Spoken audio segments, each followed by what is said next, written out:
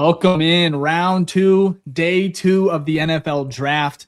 The Bears got better last night, but I think they're going to get a lot better on defense, depending how the board falls. But we have round 2 instant reactions. The draft has already started. I think we're on pick number 2 of the day. On to 3. Who's on the clock? The Bills are on the clock. We'll have our tracker coming up here shortly. But gentlemen, welcome back. About a 3-hour stream yesterday. How we feeling? Dylan Thieneman is a Chicago Bear, and now we're about to. I mean, the board is wide open, fellas. I'm stoked. How are we feeling though, Griffin, Fick? I'll start with you, Fick. Man, I'm feeling good. Like I was looking at, not that graph trades really mean much at this point. We talked about yesterday, but it kind of gives you a good idea, or backs up your feeling, at least in the moment. And I really went through like all of the top, reporters, whether it's PFF, it's CBS, you name it, Bleacher Report, and every single person basically had this pick as either being one of the best picks of the draft, or at least they were like, that pick makes absolute sense. So it's kind of hard to walk away from that draft and be, sour on it. Typically, there's if you are upset about that pick, get out of here. You're Bears fan. But typically that's normally what happens, right? And it makes sense. Even Colston Loveland, you're like, well, we wanted Tyler Warner. Like, we shouldn't have had a tight end, right? So this is weird because your first round pick, everyone was like, yes. Even if you go back to Darnell Wright, everyone wasn't excited about it because people don't get excited for offensive tackles, right? Or linemen. Yeah, I think it was a good pick. I liked it from Tennessee. But you see what I'm saying? It's like this pick there's no one out there. I didn't see anything on Twitter, nothing where anybody was like, F this pick. Why'd we do that? So overall, I feel great. We'll see how day 2 goes. We got 2 picks, 57, 60, and then we got 89 in the third. But yeah, I mean, it was great. I slept like a baby. What about you, Griffin? Yeah, I know. I agree. I think we had so much fun yesterday that I was just excited about it overall after that. But then I don't know if you guys saw this video, but there was a Packers fan live streaming. I saw that. And he saw us get him, and he was not too happy. So that's how I know. That's another it's solidifying that I feel a lot better about that pick. Even though I wasn't ever feeling bad about it. I'm very excited for it. I think he's going to be a demon, especially with Dennis Allen. I think we're also kind of overlooking that he's going to get coached by Al Harris. So I think that's also kind of crazy for him. I'm very excited. There was a picture that the Bears released of, it was Dennis Allen, but in the background you see someone cheesing real big, and it's Al Harris. And I was like, that it got me hyped up. I was going through last night, so I was up to like 2 o'clock. I ain't gonna lie to you. I know we got off stream like 10, whatever it was.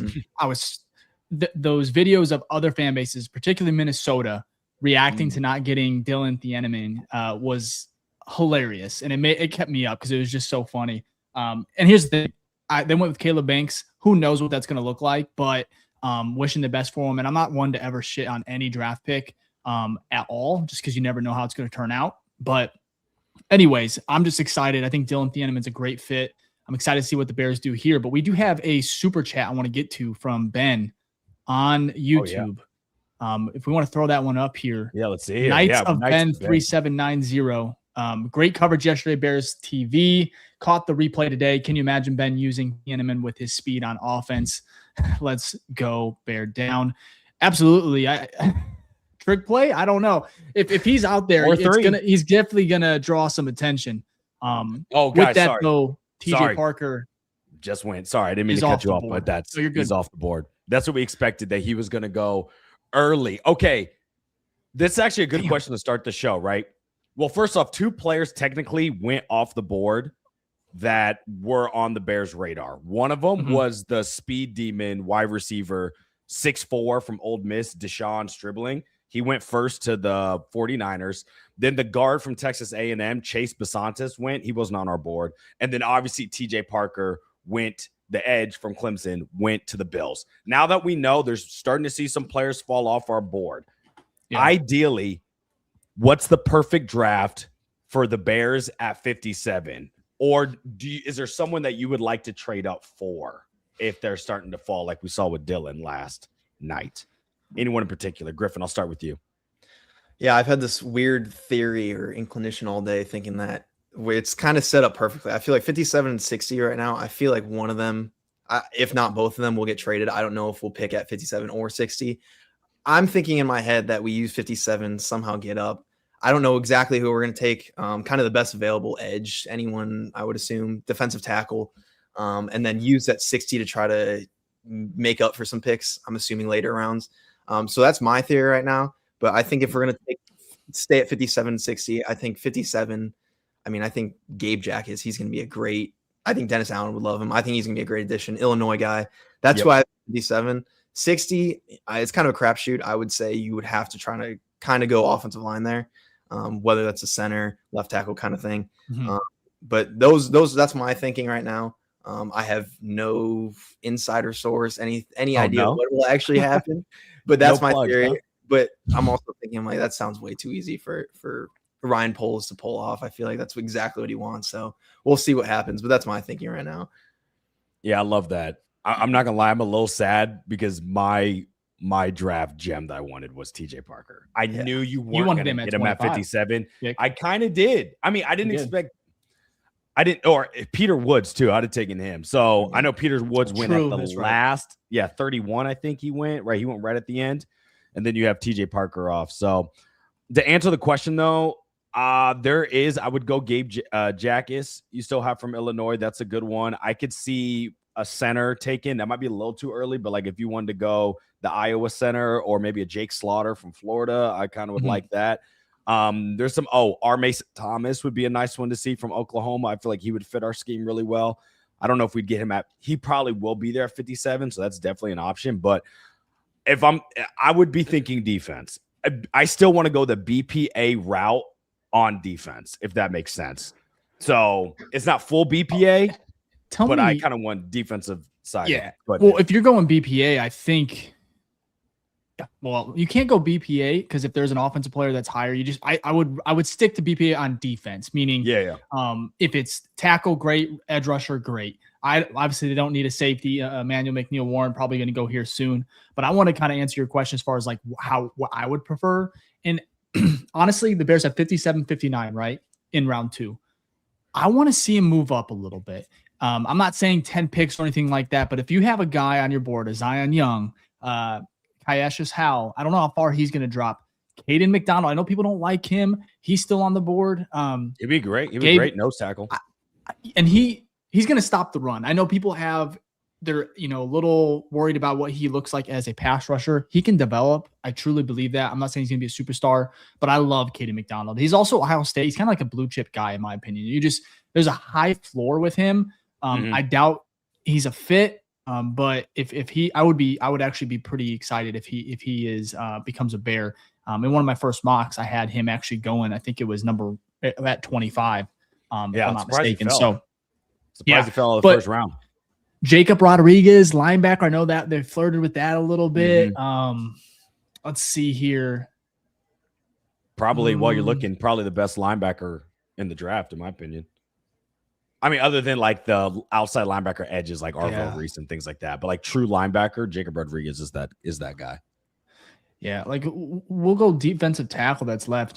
There's that Oklahoma guy, but I want to see him probably later, like 3rd or 4th. Grayson Holm out of Oklahoma. Yeah. But you got Christian Miller out of Georgia as well. I think he's on the board. So either way, the Bears are going to get better. Where are we at right now? I think the Texans traded up. Yeah, so Texans traded Las Vegas, the 36 and 117 for 38 and 91. Okay. Also, a lot of people. We have 1,000 people watching from on YouTube and on Twitter. If you can, hit that like button. Definitely helps. You guys killed it yesterday. But go ahead. I'm going to do a little bit better of a job of reminding you guys to hit that like button. So if you're excited about Dylan Thieneman, hit that like button. If you're excited about the Bears are going to do here in day 2, just go ahead and show some love. It helps. The algorithm really is a free way to support the show. And again, we do have, as you can see from our first super chat of the night from Knights of Ben, our super chats are back. It's really cool to see that. I know a lot of people, like I said, have reached out just a way to support. No need, no pressure to. We're here really just to talk. We would be doing this either way, without viewers or anything. We talk Bears all the time. I'm sure everyone that's watching today as well would be doing the same stuff. So thank you for the support. Just again, if you can, if you're on Twitter, come over here to YouTube, check us out, hit that subscribe button. And yeah, anyways, boys, that was my ramble. Sorry about that. That was good. Much needed. And it looks like Caden McDonald, we just talked about him, is off the board. Lovely. Okay. Well, New York Giants, though, can we talk about that? Kevin Tibido. Trade. Now, I don't think the Bears have any chance at that, right? I'm not trading for Kavon. I'm personally not doing Kevin, it. my bad. Kavon. It's all good. No, it's Kavon. It's funny though. Out of the two words, you got the hardest one right. Which is Tibido's definitely the hardest. Hey, shout out to Tibbs, man. That's Bulls right. Fan. Come on, I gotta get Tibbs right. Yeah, but Kavon, I'm not. I mean, unless you can get him like cheap, where you feel like you didn't really have to give much, I'm kind of okay on that. I'd rather try to get your guy, like a new guy. It's not like Kavon is that good to where you have to trade for him. I'd rather take a risk in drafting someone at 57, in my personal opinion. So we'll see though. It'd be an upgrade. It wouldn't be a true upgrade. Like it'd make our whole defensive line room better. But I'm not like, oh my gosh, he's tenfold better than Austin Booker. They're both kind of in like that mid category where it's like you're not a full-time excellent starter. You know, you're a lot of potential. You've got the body structure. That's why you got picked, because people expected with that structure we can coach you to be someone amazing, and they just haven't reached that yet. Now it's a little different because Kavon was drafted in the first round, top 10 pick, I believe. Wow, Austin Booker's a 5th round, so the expectations are a little bit different. But I don't know. I'm not really too excited about it. But you guys let me know what you think. Well, I think we just got to let the board play out, let it fall like it did yesterday. I mean, there's still a lot of talent left on in day 2. So I'm just excited to see what they do. I want to ask you this. I know we have a couple questions, teed up just because there's going to be some downtime until the Bears. They pick 57, 59, unless Ryan Poles starts cooking up something and trades up. But do you, as far as these picks, do you want to see a center or like an offensive player and a defensive player, or do you want to just go defense? That means your first 3 picks would be defensive players. I'll start. I want to see them load up on defensive end, unless, because I think they have Jake Slaughter is there. Sam Hecht, I'm a little bit bigger of a fan of him than Kansas Slaughter. State. So I wouldn't be mad with using one of those seconds on a center. However, I think you just go best player available on defense, and I would love to see him go back-to-back today, meaning the first 3 picks or draft picks are going to be on that defensive side. What do you guys think? I don't know whoever wants to go first. Griffin? I think if we keep 57 and 60, I think I would probably prefer to load up kind of on defense. But I don't think I would be mad if 60 was a center or someone on the offensive line. So, I mean, I would prefer to kind of just load up on the defense, because we saw last year that was kind of the weakness the entire time, and it still is the glaring issue right now. But I would not be kind of mad, after the whole Dahlman X and all that, if we kind of try to fix that as well. But I don't know what your guys' thoughts are as well, Ficky, at least. Yeah, I agree with you if it's both 57, 60. Obviously, you still want best player available. And I only say there's only one position on offense there's 2. If you go left tackle, I could see it. Wouldn't be the end of the world. And obviously center. You got it. Right now you have a rental at center. So going center, I think you can probably get one of the bunch of the Logan Jones, Jake Slaughter, Sam Hecht. You can get one of those at 89. So I wouldn't necessarily go for it at 60. I feel like that's a little rich, but do what you have to do. But if you're going to get an offensive player, I can't see wide receiver early. I feel like would be a luxury. Anything else would just feel like a luxury. So I would rather you just stack up on the defensive side. Who I really want to see somehow get to Chicago is Christian Miller out of Georgia. That defensive tackle, 6'4". I mean, would that not be like ideal to get a blue chip guy like that? In my opinion, he's at least a 2nd round grade.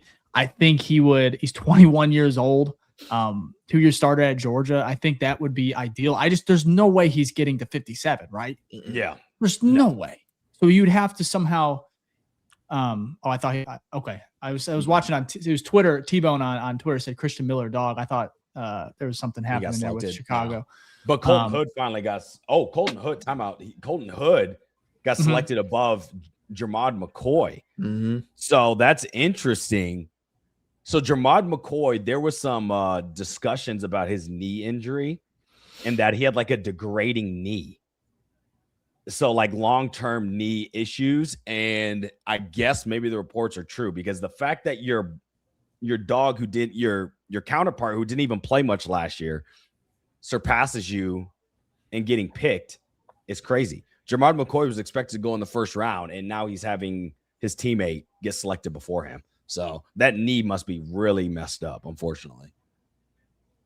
I wonder if it's going to be like the Jalen Johnson treatment, man, where it's like, yeah, you will probably miss out on a year of like quality play, but if he's healthy, you'll get yourself a nice steal of the draft, whoever decides to pick McCoy from Tennessee. Well, when's the Vikings' next pick? They'll probably like something like that. They would. Yeah, McCoy is slipped because he was a first-round grade, right? Yeah, he was a first-round grade. He's the second best corner. Second overall, yeah. Yeah, he has a knee issue. That was Tom Griffin, where he had reports came out like maybe earlier this week that his knee was degrading. Oh no, I was hearing you. I heard it. Yeah, I was just like, I'm still shocked. It does feel like a Jalen Johnson situation. Interesting. Here. Also, by the way, these picks are flying. I'm not mad about it. It's only a minute shaved off, and these picks I feel like are moving really quick. I think they heard the feedback from yesterday. There's a lot of ads. So many. It's kind of gotta make their money. No, bro. They make enough money. Okay. I know. I get it. But that's their reason. It's never enough. Yeah. Super Bowl will be in England soon. Yeah. It's like the WWE. Where'd they have it? I didn't even watch it this year, but they had it in like what was it? Saudi Arabia or something? Yeah, Dubai or something. Dubai. Sixth place, but next thing it'll be in Mars in 30 years. So just to make sure they can get all the money they can. Okay, Mars is pretty sick. I'm not going. Yeah, right. It's like 6 year delay trying to get that signal back. We're 6 years behind. That'd be crazy. Oh man. Okay, so Christian Miller, that's who I want to see. I want to see him probably trade up for that. What does that look like? Maybe using a pick next year to move up. Probably. I don't think it's going to happen. However, I did just tweet similar to what I did yesterday. Georgia by the way, Dave, would be Chicago would be up. Did he just go? No. This is one of the guys that you love enjoyed. Him. So love him. That's why I had to cut you off there because I know you loved him. Yeah. So. People say he's a corner, but he's a safety, right? Yeah, he played a lot of nickel. I see him as a safety. But he's tall. I'm pretty sure he's like 6 foot. Yeah. 6 foot, 190. 5th overall around safety. I still can't. Yeah, look if you're looking at this. Thieneman. That is crazy. But yeah, he's playing a lot of like nickel slot. Mm-hmm. Yeah. So, I mean, but nowadays, a lot of guys play safety corner. They get moved around. So interesting, though. I actually want to bring this up about Dylan Thieneman. His best years was when he actually was more of the deep safety guy and less of the let me be in the box everywhere around. Wasn't that he was bad, but if you look at his data, his best years is when he was that deep safety. And I actually think that's what he's going to play a lot of in this system because I think it'll be a perfect counterpart to what Kobe is. Kobe's going to be more near the box and whatnot. Now, it doesn't mean they're not going to disguise their stuff. And it doesn't mean that he's not going to be versatile. And it doesn't mean that he's not going to blitz. But if I had to predict kind of the roles that they're going to be playing here, Dylan Thieneman's definitely going to be that back safety, Kevin Byard type guy. While, Kobe Bryant is going to be the brisker, closer to the box guy. That'd be my guess, which I kind of like. Yeah. There was, let me see here. There's a comment here on YouTube. He says, Thieneman 4 years younger than Stooks. He'll have his second contract before Stooks' current age. Exactly. It's why age, it matters when you're drafted, man. Sometimes you look at the talent and you're like, ooh, 24 years old. It depends. Like, who was the older edge rusher that went a little bit later in the first yesterday? Oh, Mesidor? You talked about him. Mesidor. You're just like, he's Bayless age. We kind of want to stray away from that. So, the problem with Bayless age is that Bayless also didn't really do much in college. So it kind of, at least Mesidor was like a dog. So that's what I was saying with Poles is he hits, and you say this a lot, Vic. He hits, man, on those day 1 and day 2. Or not day 2, round 1 and round 2. Round 1, 2. He is just, he's money, man. He's like Caleb the fourth. He is deadly, he's good. And I love that. You got to continue. Honestly, though, I want to see them replicate. They're at a really good point here where I think you looked at last year's draft class where the impact was so instant, and then as the year went on, it just got better and better, right? You got Burden, he started to come on, he got injured a little bit, but then you had Loveland, who just kind of skyrocketed. And I love Catman, David Catman, friend of the show. We need to get him back on. But he had a video here. He said that no GM would ever go back and draft Tyler Warren over Colston Loveland ever again. Like, if they could go back, no one's going to do that. And it's just so true, because Loveland is, Warren's great player. He probably could be a top 5 tight end, but it's like, I think Loveland has that ability here where he could be the number 1 tight end in the NFL, and it might not even be close for a year. That's how electric he is, and how I think the talent level is there. It's so high, the ceiling. But 2 year difference too, as well in age. I think Warren's 24. He's just scratching the surface, man. Yeah. And so you saw him in that playoff game. All I'm trying to say is I'm excited to see if they can replicate what they did last year and have another successful draft class. And on the defensive side, for the most part, I mean, yeah, I think it'll be contending for a very long time with this team. Yep. With Ben Johnson that's at a the good helm one and here Ryan too. Poles. What was it? T-Bone just said, trust in Poles and Ben Johnson. So yep. Sam Heck, I am very excited about Johnson's poll, but yeah, I was reading that. I'm like, wait a minute. Okay. But yeah, that's good. I know there's this talk. I have to do this because you know me, but T-Bone also said, is Gabe Jacas any good? Indiana torched them. Well, Indiana torched everyone. So I don't know if that's I don't know if that's a fair representation. So, but yeah, no, I'd be happy about Gabe. Is it Jacas or Jacas? I think it's Jacas, right? I think it's Jacas. That's what the U of I pronunciation on this bio said. Okay, perfect. See if there's any questions here in the comment section while we wait. And we're gonna bring up the ticker. We'll bring up the draft clock. We don't have to bring it now. I kind of like this. I like seeing y'all. Okay. You guys get so small when we go, but we can change it. Y'all let us know in the chat if you want us to bring up the NFL draft clock where you guys can see everything on there. That makes sense.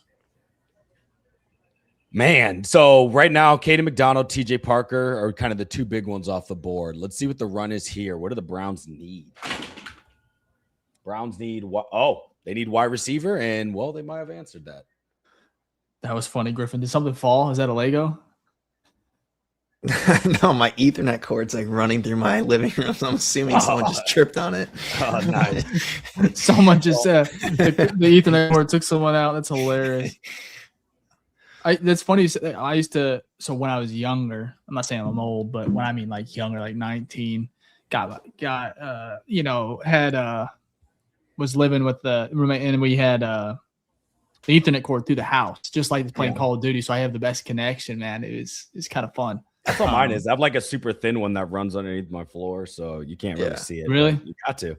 Yeah, I can't. I'm not gonna try to play these games on my girlfriend at the time. At the time, now she's my wife, but she would just give me the hard time. Okay, like, this thing. She would just be like, "What?" She was like, "What is this?" Because it was like through the big ones. The big ones at the time, and it was crazy. I think every guy's done that. In college, I had one. No, my old crib, I had one where I actually took screws and screwed it around the house. So it was a guide. So the Ethernet would literally like ride on the top of the wall, but it was like an Ethernet cord like this thick, this big black line that would just go all the way through the house. Look, dedication. You got to do what you got to do. So exactly. It's college. They know the girls know what they're signing up for. You know what I mean? We got a game. We got to get the stress out somehow. So, Chiefs pick. Who did they? Is this some? Oh no, this is Denzel Boston.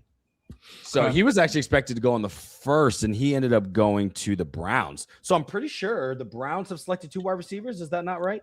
Casey Concepcion and that's right. Denzel Boston. Okay, interesting. So but the question is, this is actually a good one. Who's going to be their quarterback? Do you think it's Shedeur? You think he's the starter week 1? I think you kind of have to. I would think so, but Deshaun Watson's getting healthy, so yeah. I mean, I don't know. One of my closest friends from college is a Browns fan, and I mean, when he got hurt and they cheered for him after he got carted off. I mean, I don't know how well that's going to be received if he's the week 1 starter. Well, winning cures and makes people forget that stuff. Is true. Really quick, that is true. So, but I get you. Yes, he deserves all of the that came his way. So let's make that clear. Okay, so we got Gage saying he wants to bring it up. I think that's fair. We can bring this up. And also, what's changed? I'm going to change the. Do you see how it's yellow? I don't know how it changed to that. I don't know either. But that's disgusting. It reminds me of Green Bay. And we're going to get that yellow off of here. So give me a second. But yeah, if you guys want to bring that, I'll share my screen here in a second. Yes, sir. Let me bring up this. We'll do this would be sick right here. We'll do a little cream color. Oh, guess what? Your boy from Oklahoma just went to the Chiefs. Don't even tell me. Grayson? No, our Mason Thomas, the edge, is now off the board. Went to the Chiefs. Oh, okay. Sorry, no, there is 2. I forgot there's 2. Yeah, well, I was like, how is he going this? So who just went? Our Mason Thomas, the edge from Oklahoma, who I thought would have been a good fit with the Bears. He had 10.5 sacks last year, 3rd team All SEC. Yep. Okay. Let's try this real quick. I just want to see how this looks. I like that a little bit better. What do you think? Yeah, that's fine. Anything's better than yellow. I know. Yeah, there we go. Cool. Okay. Or we can go straight on orange. We can try this real quick. Love this. People are getting behind the scenes here. That's what happens when you do this could be another 3-hour show. That's right. Show. You get behind the curtain stuff. So this is what people came here for. Bears. And we got a little bit of time until the Bears pick. Let's try this. I think I might like this a little bit more. You guys tell me. A little orange. That works for me. My color. What do you think? Yeah. What do you think, Griffin? You like the orange or the white cream? Orange. Cool. Yeah. Bears. I like that. Quick. Let's see here. What am I doing? Oh, yeah. I'm sharing this. Bring it up. If you want, I have it on the side. I can bring it up too, and you can just stay there if you want to have your screens open. Yeah, if you want. It's up to you. Yeah, you share it. Sure, I can do it. You can just stay there. Sorry. Let's do that one. Also, great time. Hit that like button. Also, this show is presented by Windy City Sports Cards. Shout out to them. Give them a follow. Love those guys. Vic, you're gonna have to. Yeah, I'm getting it bigger. 1 second. Go to DraftCast. Right there, and then you can zoom into the middle. Yes, I'm trying to do. If it lets me, I'm hitting the wrong button. There we go. There you go. Boom. So we have a run on edges. Our Mason Thomas just went, and now Cassius Howell. Actually, let me see if I can make that bigger. Yeah, and then scroll over a little bit. Yes, I'm trying to do. Jeez. I might let me do this. I just need to get a step you're one. 40 years old. Hold on. Get out of here. Someone, Griffin, take his access away. I'm removing it. Remove it. No, it won't let me scroll anymore. That's his my screen's locked. That's why. I think yeah. Okay, I got you. So it's not your fault. It's technology. Not this time. All right. Watch this, fellas. Ready? Oh, let's see it. Hold on. So while that's happening, Cassius Howell is now off the board. So there definitely might be a run of edges here. See if maybe Gabe Jackus goes next. Look at that. Beautiful. Love it. Thank you. And the pick is already in. I got cocky. There we go. Is that where we're at? Is this right? Yeah, that's right. Yeah, that's what we're doing. We're at this. We're in that. This is who was just picked, I guess. Mm-hmm. Yep. Okay, thank you. Bring it out a little bit.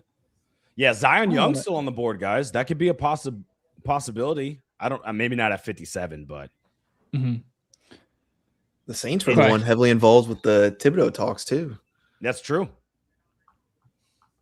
See if they trade here.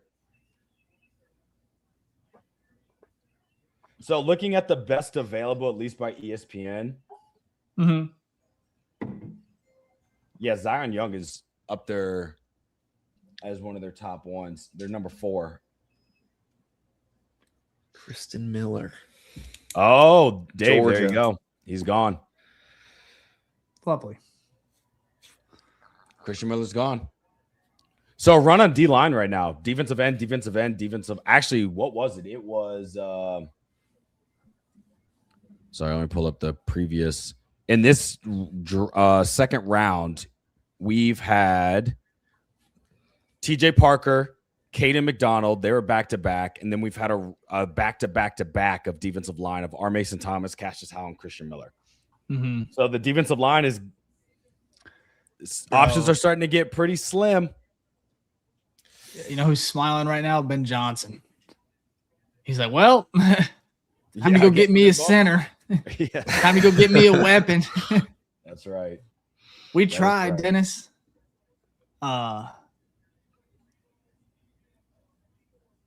No problem, Gage. I see in the chat. We got the draft ticker on here. Let me see here. The clock. Is that better? I like that. Yeah, there we go. Cool. I like the orange too. I was wondering why it was yellow. I was like, what is this? I don't know. I saw that too, and I was like, yeah, maybe they decided so. I guess that one's just going to have to stay. Okay, so super chats are just yellow in general, unless we can get that changed. Again, shout out to Ben for the $10 super chat. Absolutely. Appreciate you. Appreciate it. Here we go. So T-Bone here with a question. Bears will go offensive line, offensive tackle, or center. Probably not this early unless there's a major run on defensive line. That would be my guess. I think most people had the offensive linemen or centers projected as third round. Maybe late second, like the first one goes, but most of them were projecting them in the third round. So I would be shocked if the Bears decide to take a center. Of course, that would be late second, so maybe with the 60th pick, but we'll have to wait and see. Well, while we're waiting, Vic, I know we have a couple questions here. Yeah. I kind of want to, I think I like some of these. We can kind of get some Bears talk flowing in the chat. Let's do it. Get our brains thinking here while Miami Dolphins try to get to go from last place to third place in the AFC East. Oh, actually, they were in third. So they're trying to go from third to fourth. That's right. But let's get some, you have some good questions. Yeah, let's do it. So let's get to some of these. Yeah, so here we go. Let's do this one so far. Who do you think is currently winning the draft? And let's not do the Bears because obviously we know we all agree that's an A+. So who are you're looking at the draft right now? Who would you walk away and say, yeah, they've significantly improved their team?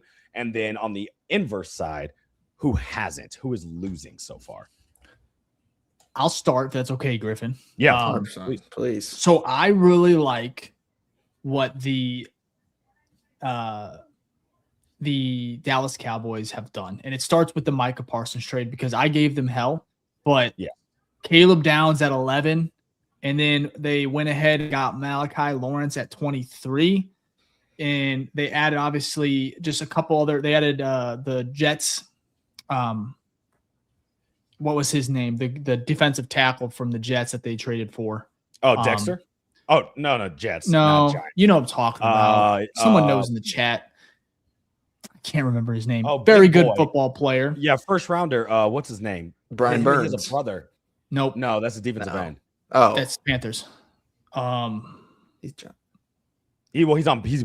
Oh, is he on the Giants? Oh, he's on the Giants now. Sorry, Griffin. You're thinking of gosh, he has a brother in the league. He was a Quinnen Williams. Thank you. My gosh. Shout out to Figgy on Twitter. Shout out to R on Twitter. Williams. Yeah, appreciate that. That doesn't help as much, R, but I appreciate the effort there. I needed the full name. But yeah, traded for him. Didn't they get Kenny Clark as well from Green Bay with that trade? Yes, they did. It's a nasty. That defense is becoming pretty nasty. But also the Giants. I don't want to take two. But I want to say the Giants. That defensive edge group that they have, they're just accumulating like the Infinity Stones. Now I know Kavon Tibido is probably out of here, but just a nasty, just rotation of pass rushers in my opinion. So, but I'll just stick with the Dallas Cowboys. I think they're doing really, really well. Yeah, I'll go next. I Thank you, Ryan. I like the Giants. That was actually what I was going to go with because they got Arvell Reese when he wasn't supposed to fall. From a positional value standpoint, getting him at 5 was great. They didn't have to trade for that. Then you get one of the better tackles, 1A, 1B with Francis Mauiwaga out of Miami. I love that one. He was actually expected to go top 5, so getting him is fantastic. And they got him at with their pick 10. And then their pick they just took, Colton Hood, who had a really good combine, really strong corner, probably top 3 corner in the draft, top 4. You got him at 37. So I think overall 3 picks within the top 40. That's strong. And you got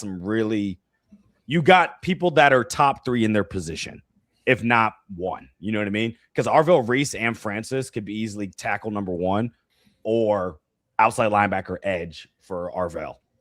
What about you, Griffin? Yeah, no, I agree with the Cowboys and the Giants. But I think the Browns are kind of cooking, honestly, too. They've taken some good receivers. They're adding protection to whoever's going to throw the ball.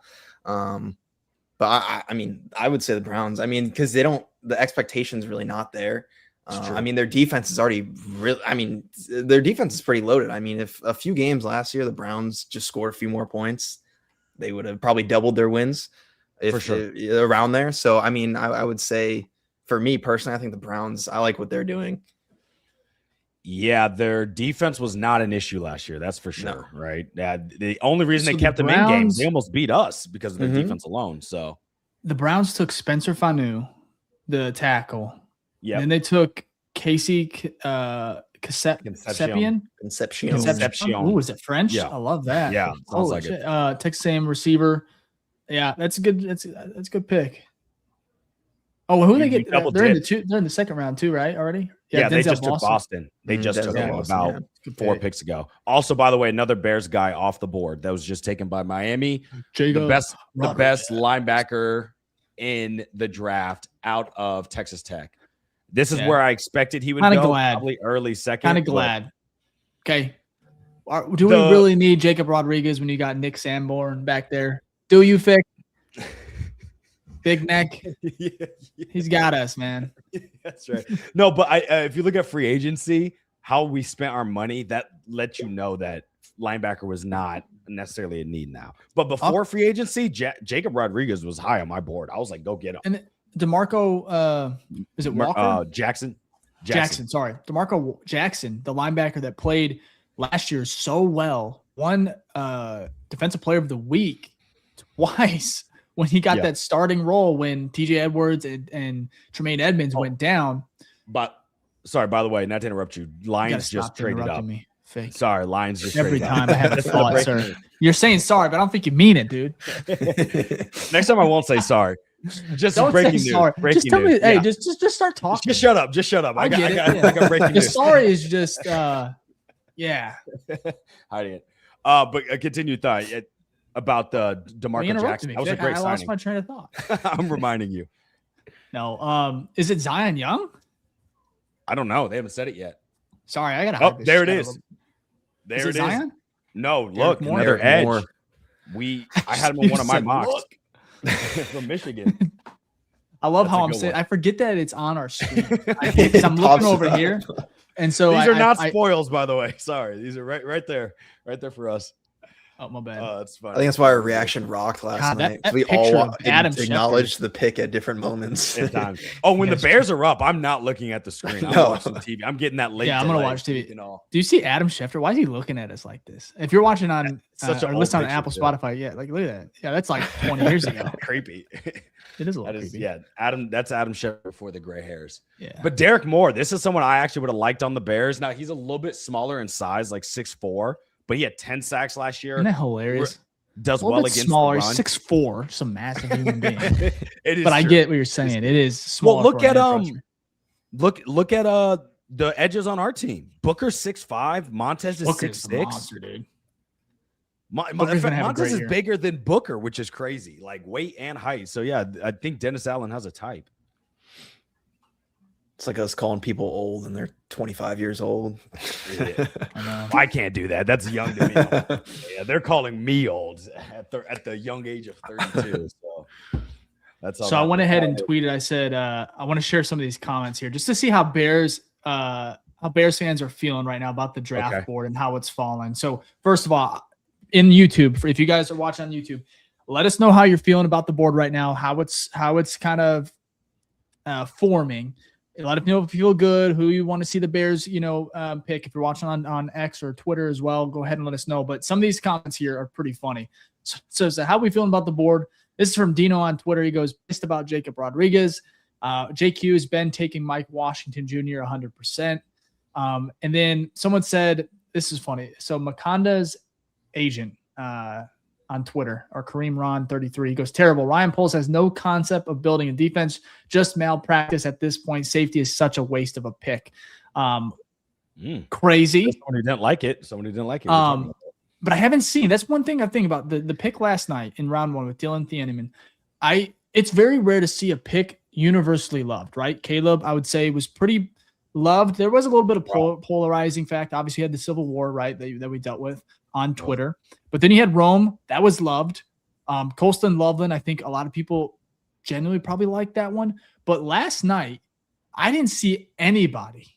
And maybe I'm just like, my timeline's like, I guess, awesome. But everyone loved Dylan Thieneman. Like, nobody was upset from the Bears side perspective. I saw a lot of Bears fans in the comments. Everyone is pretty stoked about him slipping to 25. But anyways, also Swaggy Duck, he goes, worst case scenario, honestly, right now, this was 2 minutes ago, about how the board's falling. I got a couple not goods. I got a not good Bob from Jason Lipman. And then someone said Gabe Jacobs with the praying emoji. So I think everyone's a little uneasy about how the draft board is falling. How are you guys feeling? Vic, how are you feeling right now? Are you panicking at all? Not necessarily panicking, but I was literally just about to send out a tweet. It was like everyone's taking edges and defensive tackles, and we're just sitting here watching our guys disappear. So it's you're joining the doomsday side of Twitter. No, it's not over. It's not over. Sicko. It's not over. They're just disappearing. Facts are facts. You know what I mean? I'm gonna repost you right now. The board was fantastic last night. Right now, the board's not looking so great. That's okay. Doesn't mean you can't find solid gems. You can find a superstar here. It's very possible, right? It's not doom and gloom. But when you're talking about edges and defensive tackles, well, there's definitely been a run of guys that were all falling to us. I mean, that was on our initial boards. So if you don't, it's not great. If you don't trust Ryan Poles, trust. Wait, you're reading out your life. I am. Nice. Everyone's getting in the mind of David when he tweets. There it is. Ben Johnson. No, I'm not like worried. I'm not like concerned, really, to be honest. Like, I would like those options, but this is how the draft works. Most of those guys were expected to go early, so that's just where they're falling. It is what it is. I feel like a what's the word? A poet. That's what I think too, right? That's how I feel when I write my tweets. I'm like, oh yeah, this is some Shakespearean stuff. Not all the time. It's very rare. Griffin, do you want to see if there's some good comments that are worth throwing up here? As we go to commercial again, give some people some love on this one. So Figgy, close enough to mine. We love that name. Do we double dip in the secondary and go with cornerback? Honestly, you could. I mean, you could take a risk on Jamard McCoy still, but if you want to go BPA, that would be BPA. We'll get a stellar edge in next year's draft. Ooh. Thomas Woody. I mean, yeah, that's true. We could. I hope. Is someone going to be available at 32? Thomas? That's a good question. Matas Manungai Maboki Murakami. Oh my, geez. Love the letter M. And then you start this comment with an M as well. I love the consistency.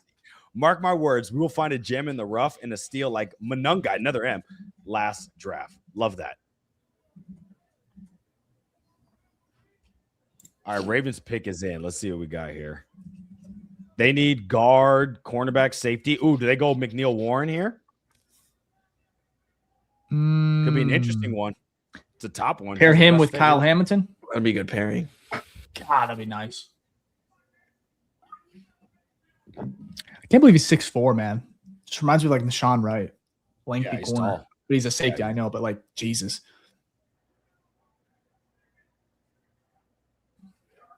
Someone said, I tweeted that out. Someone said, I definitely don't trust Poles, but I do trust Ben Johnson. There you go. Look, Poles has been knocking out the first 2 rounds before Ben got here, so I do trust him in the first 2. After that, we'll see, but it's going to be impossible to have the exact draft you had last year, though. That was way too good, just statistically.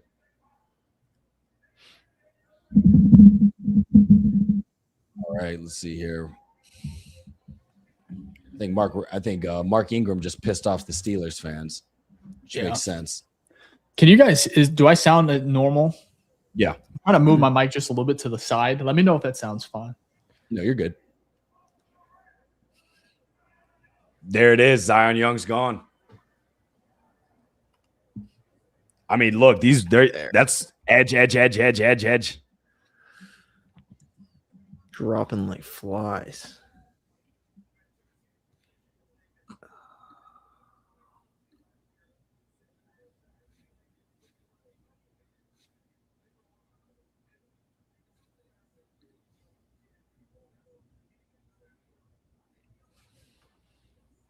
Yep. That's okay. I guess that's what I'm telling myself. We'll see what happens. It's not the end of the world. Or maybe it is. I have no idea. It's not great. It's not good. Not great. I just said trust Ben Johnson, but I'm fucking pissed. I'm getting upset. I'm getting mad, man. They're all disappearing pretty quickly. So no, we'll see. Fun. So let's look at the board here. Yeah, let's see best available. So the Bears, good Lord. Oh my. So they picked 25, obviously, and we're at 14. So we're about 11 picks away, if my math's right. That is right. God, this is just. So let me read look at defensive tackle. I was gonna say best available right now. That's what happens when you win playoff games, I guess. It's true.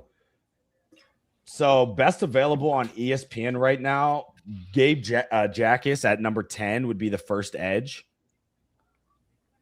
And then if you're going defensive tackle, they have Xavion Harris a little higher than what I expected from Ole Miss, but then Lee Hunter. But they're like way further down. I feel like that'd be a reach for both of those. So there's really not many options coming up here at 57. I actually would be shocked if they do not go defensive line now. Oh, look at that. Is that Rondé Barber? Oh, yeah.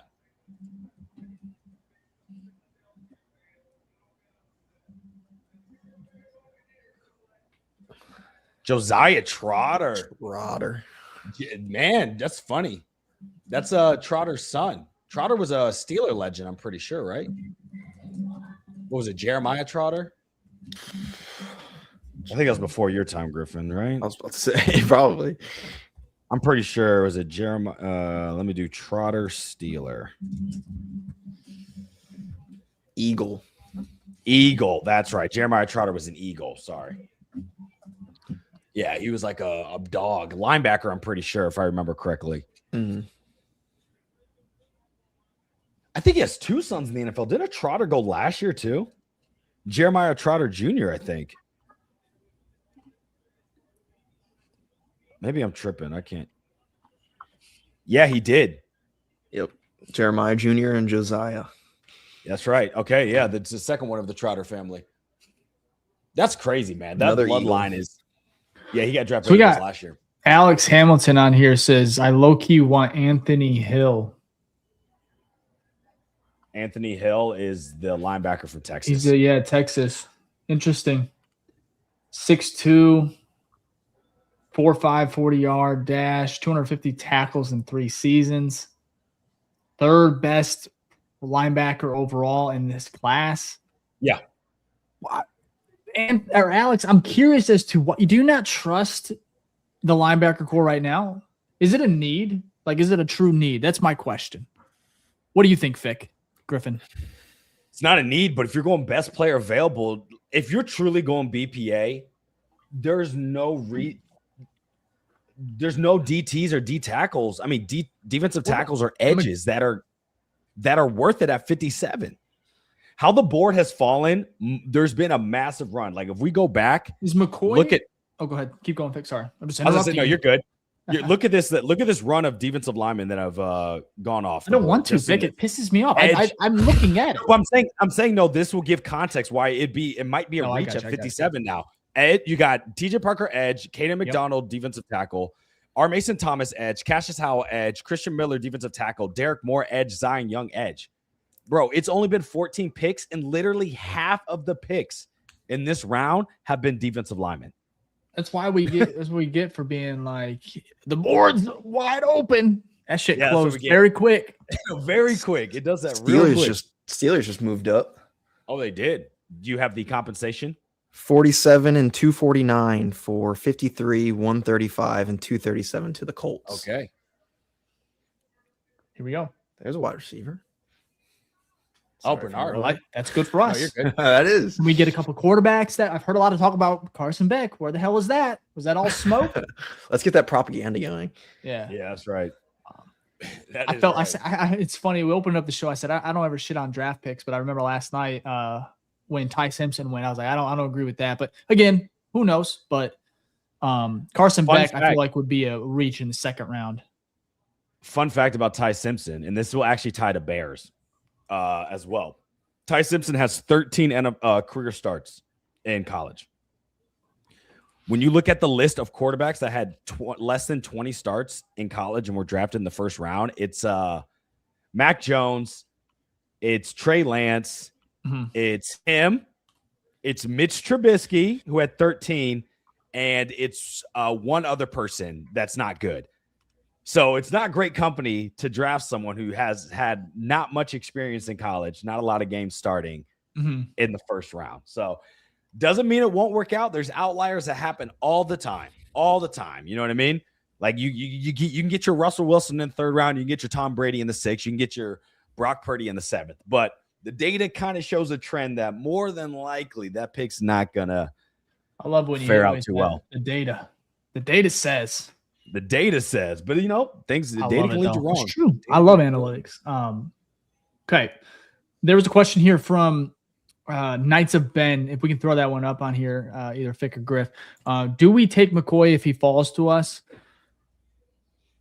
Torn ACL in what, 2025? He's going to be ready to go. Not this year. That was last year. Oh, sorry. Not this year. I meant this past season. Sorry. Not 2026, 2025. I think you roll the dice, man. Third best safety you can see right here. Yeah, second best I think corner in the league. Let me find this report that I saw about his knee. It was Griffin, not. Let me see here. Griffin, what do you think? Quick analysis. Too late. We moved on, Griff. We moved on. No. Jared McCoy, the corner, second best overall. He torn ACL in 2025. Fick's going to give us a little bit of a rundown on what that knee looks like. But I guess before he does, I guess you can wait if you want to. Yeah, I can. Would you take him at if he falls all the way to 57? Well, I mean, all I'm seeing right now on social media and in the comments is everyone just dooming. And I don't really think a guy who you're already worried about his knee deteriorating, if that's the pick you want. Sure. Personally, I'm not dooming at all. I'm trusting everyone making the picks. I'm not freaking out at all right now. But I would just stay away. I mean, I'm not a GM for a reason. I could be very wrong. He could be an absolute legend, but I don't know. I think right now, I think it's best to kind of stay away. I'm going to say that. Yes, I agree with you, Griffin. And I'm going to say that because of a recent update from Tom Pelissero from NFL Network. Okay. I want to say a couple days ago said that. So you're right, Dave. Jamard McCoy has slid because he had concerns regarding a possible second surgery on his right knee. So he had one last year, but they think that the knee has started to degrade, that he's going to have a second surgery. So Tom Pelissero stated that the team's medical staffs are worried McCoy may require a procedure that replaces a bone plug used to fix articular cartilage damage. This specific injury, often addressed through an osteochondral autograft transfer system, explains the player's prolonged recovery timeline following his initial ligament tear. So that came out this week. I know there's a lot of medical terms in there, but basically to sum it up, he had surgery. It's not recovering in the way that it needs to. And they think that they're going to have to do surgery again. Back-to-back knee surgeries, not necessarily a great sign. But if you look at him, high-level athleticism during Tennessee's pro day last month, ran a 4.37, which was the second fastest 40-yard dash and he had a 38-inch vertical jump. But there's reports that the degenerative nature of the cartilage issue could permanently lower the cornerback's professional ceiling and long-term explosiveness. So it's the risk of, if he's fully healthy, this is easily a top 15 pick. But if you take a risk on him and he has that surgery again, he may not be that guy that he ever was once before. And that's why he's falling. So do what you will with that information. T-Bone. T-Bone, we got his doctor. Yeah, I am a doctor. He is confirmed. Fuck. I love that when my doctor. How we looking, doc? Give me the truth. Yeah, you're certified fucked, my guy. And tell people on your Twitter burner. I love that. I am a doctor. Oh, that's so funny. I don't know, man. If I'll say this, if McCoy is there at 57, there's probably some real concern there. For sure. Let's see, though. Maybe he goes here. The Falcons need a corner, though. I don't know if they make a risky pick after their James Pierce Jr. incident they're all dealing with right now, but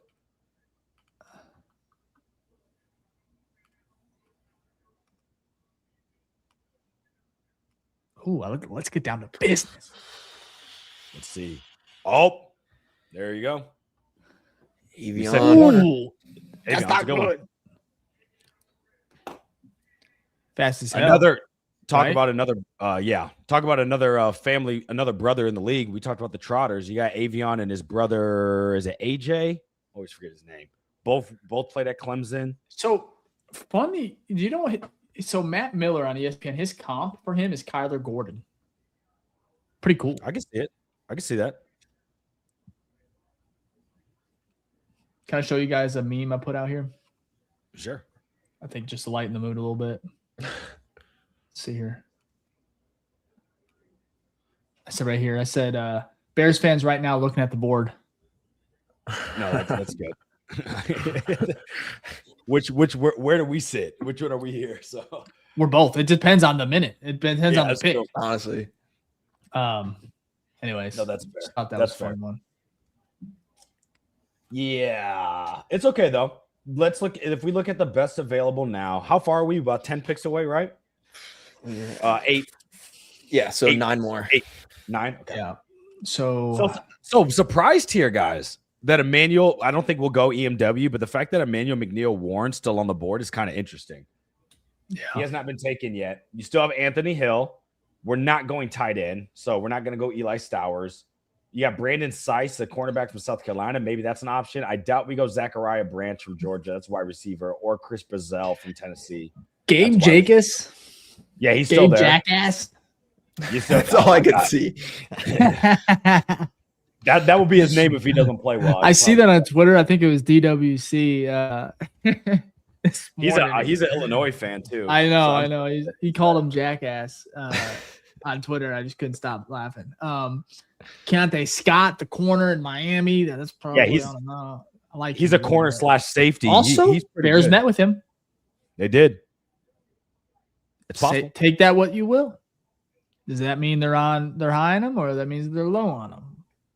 You don't think we probably wouldn't double dip a safety, but there is like AJ Halsey. I would puke. I would. That's one. Like I'm not. I would send a tweet, and I'd say not a fan. However, I am a fan, but could have probably went somewhere else.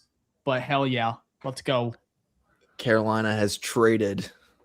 Okay, with the Vikings up to 49. They're getting 49 and 159. Vikings are getting 51 and 196. So they move back 2 picks. Mm-hmm. Okay. I need like an alarm or something, like a breaking trade news. I wish we had the music. Oh my gosh, we should have done that for the. We'll have to do that for next year's draft. We'll get the sound. No, we'll get the sound in here. So we have a little soundboard. So because Griffin's letting us know when these trades happen, so he could just hit the sound. And you know what? I might. We got some time. I might actually see if I can find that. Mid conversation. You hear that? Yeah.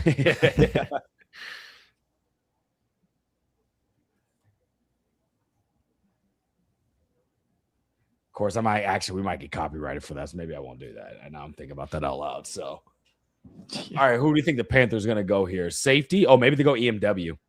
I bet that's who they trade up for. I bet that's who they trade up for. Oh, my bad. Shit, hold on. This thing just automatically wants to go to Adam Schefter. You're good. Here we go. You said oof. I haven't seen it yet. Let's see. Was that Jake Delhomme? Yeah. That's crazy. Lee Hunter. Man, bro. Another one. Sniping Chicago. Yeah, here you go. Mr. Green Thumb. There it is. That's how we all feel. Man, these guys are going so quick. Yeah, also, guys in the chat, if you don't mind, not just for us, but other people there in the chat, try not to spoil the pick. Give it like a good 20 seconds. I know there's a lot of us with delays on different stuff. You're definitely gonna. Yeah, I can definitely see the chat listens to you right now, Fick. Yeah. So just try to not spoil them for the other guys. But we do appreciate you being in the chat, all of y'all. So no, absolutely. No spoilers. I like to watch it. Yeah, it's nice. Yesterday was refreshing. It was. Felt like nice. I was like kid getting off the school bus, like in third grade, just like what's going on? It's nice. Panthers, okay. I love it when teams address the trenches. I love that. First two picks, offensive tackle and defensive tackle. Sign me up.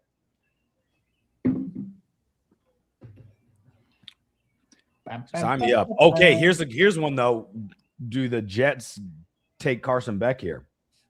Quarterback. That might be too rich. Second round. If they want to be in mediocrity. Yeah, there you go. That's mediocrity. If they want to be mediocre. Right? Griffin, help me out. He's over here laughing. Mediocrity. They want to be mediocrity. That's it. Yeah. Yeah. Okay. But I mean, they have been that. So what's new? This wouldn't be anything. It's not like the Jets have been good for any Carson time. Beck in New York. I can just see the newspapers now. No. Yeah, he does not want to go to New York, man. Have we seen like a fan reaction on TV just very disappointed yet? Because those are kind of my favorite. When everyone's expecting one thing, they're just like hands up, not even happy. Someone said I saw a video yesterday when they were like they thought it was gonna be Dylan Thieneman, and they were like Caleb Banks. Yeah, that was funny. That was probably the closest one I saw. You know what's crazy though? If Caleb Banks is healthy, like he could really be fantastic. It's just the health concerns. It's very similar. So it may work out for them, you know. It's not like too far-fetched of a pick. Like the Ty Simpson at 13, in my opinion, well, Rich is way crazier than the Caleb Banks at pick 18. But that's just me personally. Sure. Here's a question here while we wait. Sorry, this cuts you all the way off, Griffin. Sorry. We got TJ here. Said, explain to me like I'm 5. Why the hell we have had a trash front four for so long and we've done nothing to fix it other than add Montez, who's been underwhelming until the last few games of the year. So I can take this one. You guys can chip in too. We haven't really drafted. The Bears have not drafted. The only people they have drafted on the defensive line in like probably the last 3 or 4 years is Javon Dexter. And then what's his name who got released because he wasn't good in the 3rd round. I can't remember his name. And then they drafted last year who was injured. So you've only drafted 3 people, and literally one of them was only decent. Jamard Turner's injured, so we can't even count him. But there was someone who was drafted, Zach Pickens. He's off the team. So in Pole's tenure, he has not addressed the defensive. Oh, Booker too. Sorry, but Booker's been injured. But premium draft capital, like last night, where you land a guy, a talent like Thieneman, I think that's what we're going to see here. I don't think they're going to go offense at 57 or 59 if they don't trade up, and if they stand put. I think we're just going to see two defensive players here added to the draft. I don't know. Yeah. At the end of the day, you just can't afford to go offense. Like if he goes, like say he goes receiver, I don't think that's a good idea. I just don't think that's a good idea. But I think they're going to stick to BPA. I truly believe that with Ryan Poles and Ben Johnson and that crew. So here's what's sad though. At least by ESPN's remaining, your best available, Gabe Jacas is 8, and we're 8 picks away. So that is cutting it close because once he's taken, the next closest D end isn't till like around. You have to go to page 2. You know what I mean? Like there's not a lot of options. So you got to go to page 2. Yeah. Yeah, and you got 2 wide receivers and a tight end in front of him. Oh, the only one I would say Ben Johnson's just foaming at the mouth. Maybe Danny Dennis Sutton, but that might be a little early at 57, but we'll see. I wouldn't mind that actually. So really there's 2 people I would say, Gabe Jacas or Danny Dennis Sutton. Not many options though. But Griffin, what do you think? What are we going at 57? How are you feeling after this board's fallen? Not that good, but I would have. I think it's best player available at this point. I mean, I don't think there's no reason why we're going to trade at all. I think it's going to be 57-60, hoping 2 defensive players. Oh my gosh. Jets go back-to-back IU boys. All right. They just went Omar Cooper to end the first round, and they went D'Angelo Pons. Nice. He's actually really good. Undersized, 5'9", but trust me, I watched so many of his games. That dude is a baller. He was locking up people 6 inches taller than him. Had that pick 6 Oregon, which I'm sure they'll show, which I was at that game. Yep, literally the first play they show on ESPN. I was in the stands for this. Read this like a book. Boom. Yeah, he's a dog, though. Watched him all year. That's a great Vikings, selection. I think the Vikings probably, if they end up with Emmanuel McNeil-Warren, smart. Nice. Pretty good value here. Pick 19 in round 2. I bet they do. Jared McCoy, or I'm sorry, Jamard. Yeah, that's one thing about the NFL draft. You learn a lot of new names that I've never heard before. And I'm like, oh, okay. Not a lot of Davids. No, there are not. No. Well, or Fick. No, there won't be a Fick. There's barely any. But there is the second pick over the overall draft, David Bailey. Oh, yeah. You went early. Not many Griffins either. Sorry, buddy. That's a last name thing. Yeah, for sure. Are there many of your last name either? I doubt that too, right? Absolutely. I don't even think there's many in the world. How do you say it? Wait, let me try. Oh, damn. Mishlevic? Sorry. Yeah. I was way off. I was like, what is that? Is that Eastern, Western, Polish? Eastern? That's Italian. Yeah, I don't think so. That's Serbian. That's right. You said you're Polish? Yeah, it's the Polish. I'm just a white guy, but it's a Polish last name. Put that in your bio. Just a white guy. Are you describing Dylan Thieneman? That's a good quote card, actually. Yeah, that should be Dylan Thieneman. Just a white guy. I thought that was a good one. No one even gave me that one. I thought that was funny. Sorry, I was a little delayed. I was still laughing at just a white guy. Let me know in the chat if that's funny. No, I saw a funny one. 2 funny nicknames for the safeties. You have Kobe White, obviously in reference to Kobe White, the Bulls player, well, former Bulls player. Rest in peace. And then Cookies and Cream. I called him Cream Machine last night, but I'm like, Cookies and Cream, that's kind of too much on the nose, but, whatever. We'll take it. Are you calling Thieneman Cookies and Cream? No, not Thieneman. Kobe. I didn't call him that. This is what people on Twitter were saying. Oh, the duo. Kobe Bryant and the duo. Yes, Cookies and Cream. Yeah. No, I'm not calling him that. I called Thieneman last night on the show the Cream Machine. I don't know why, but that's what I went with. Hey, Jake Galladay. Wow, they did not. They skipped over McWarren. I know Vikings. What a neck on that guy, Jake Galladay. Yeah. Oh my gosh. That's Jack Sanborn's cousin. Facts, has to be. I was listening to something earlier. I think that's John Gruden was very high on this guy. I could see that. Have you guys been watching John Gruden's his breakdowns? I do love those videos. Mm-hmm. I like his QB classes. Yeah, those are so crazy. Good. He's so good. Yeah, he's awesome. Except at sending emails. You should probably work on that and try to be less. Deleting them. Yeah, deleting them, maybe remove the racist. He had some homophobic, I guess, stuff on there, right? A little bit of some racial stuff. I don't remember everything that happened. Oh, racial too? Okay. Yeah, I think a little bit. A little bit of everything. A little bit. It was a little mishmash. Ironically, he was. I know he got I don't know. I know he sent some stuff he probably shouldn't send over email. Yeah, for sure. The irony was he was very diverse in the wrong things to say in the email. So diversity was up in those emails. It was just not about the right stuff. So he's had a redemption tour Jacobs, though. Who's that other edge rusher? Oh, by the way, DDS. Danny Dennis Sutton, Penn State. Yeah, that was one of my ones I liked as well. By the way, the Packers are up. This is their first pick of the draft, so I feel like we should get a good reaction to this. I think they're going to go to commercial. Well, obviously. Respectfully or disrespectfully. It's fine. I was going to say, I feel like if we laugh at this pick regardless, we'll be in some sort of edit at the end of the year. Sure. That one guy that talked about Loveland, who should on the Milwaukee, from Milwaukee. Actually, though, do you know the context behind that? I saw it literally in a video today. So, because the internet, when something gets clipped, it just runs, and that's the narrative. Not that I really care about those guys, but he was laughing at his co-host about what his co-host had previously said. And they talk, if you watch the live stream, like the longer version, they talk about it, but what gets clipped up makes it look like he's directly laughing at the Bears pick. And even today yesterday he had an interview, and one of his coworker at ESPN Milwaukee was like, "You didn't even try to fight the narrative. You just let it run so you could get clicks." You know what I mean? He was like, "You're fine with being the villain, but in reality, that's not what you're even laughing at." And he's like, "Yeah, I know, but it caught wind, so you kind of just had to let it do what it does." So, little fun fact.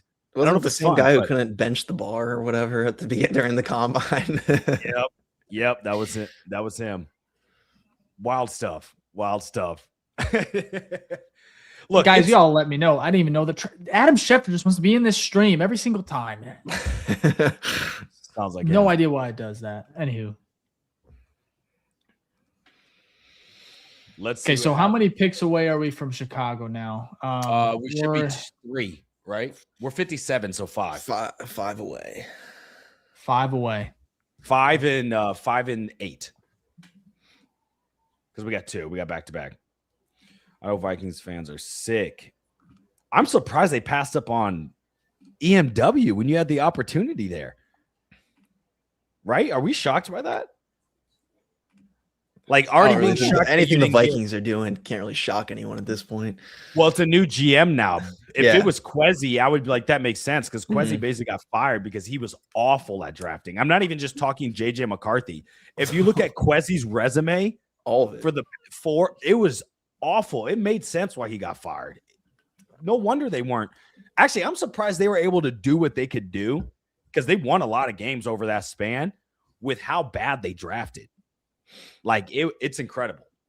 I think Justin Jefferson was saving the job a little bit. Because that was his first year, right, that he picked him? I believe so, yeah. Yeah. So when you hit on one of the best players in NFL history, that'll buy you. Yeah, buys you a little bit of time. But in reality, he was awful. So let's see.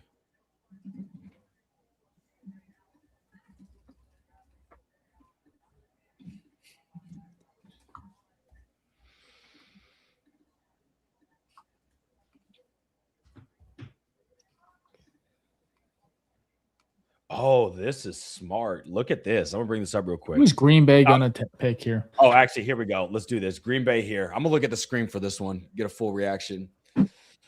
Also, if you're in the chat, we have 2,500 across the board here. If you can go ahead and hit that like button. If you're on YouTube, if you're on Twitter, head over here, Bears Fan TV on YouTube. Check us out. Oh, God. Cheeseheads, man. It's the weirdest thing. The fact that they're named after a packing company is crazy. They're named after a business, bro. All right, here we go. Let's see the pick.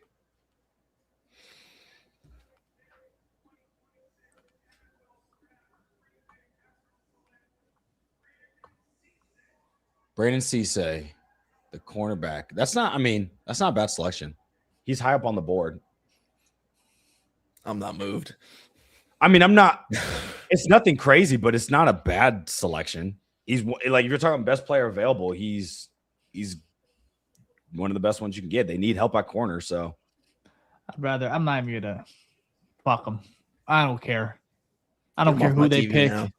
They don't got Caleb Williams. They don't got Colston Loveland. I just don't care. No, that's that pick is to stop us. That's what that is. They realize they got to guard Luther, Rome, Colston. Yeah. Someone said Luther gonna ruin this poor kid's career. I'm gonna tweet. That's good. Oh man, that's funny.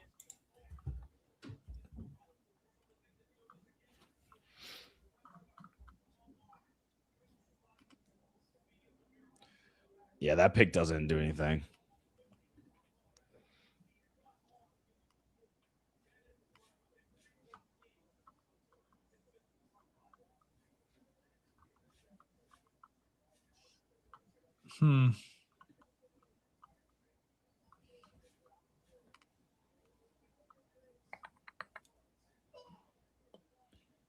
Damn, the NFL account is so behind. I like what Schefter's doing though. He's not ruining anything. Oh, he's not this year? No. So it's just is Jordan it just Schultz is going out of his mind. I love him. 3 picks ahead. God, he's on to round 3 tomorrow. Oh, they got Pat McAfee out. That makes sense. He's from Pittsburgh.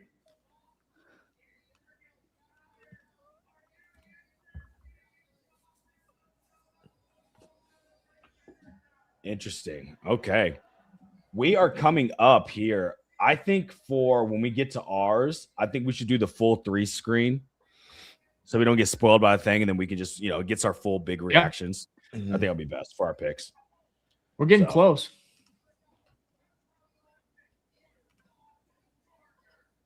We are getting close. I'm excited. It's moving through. Surprisingly, not a lot of trades.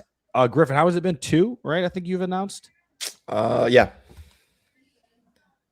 Check.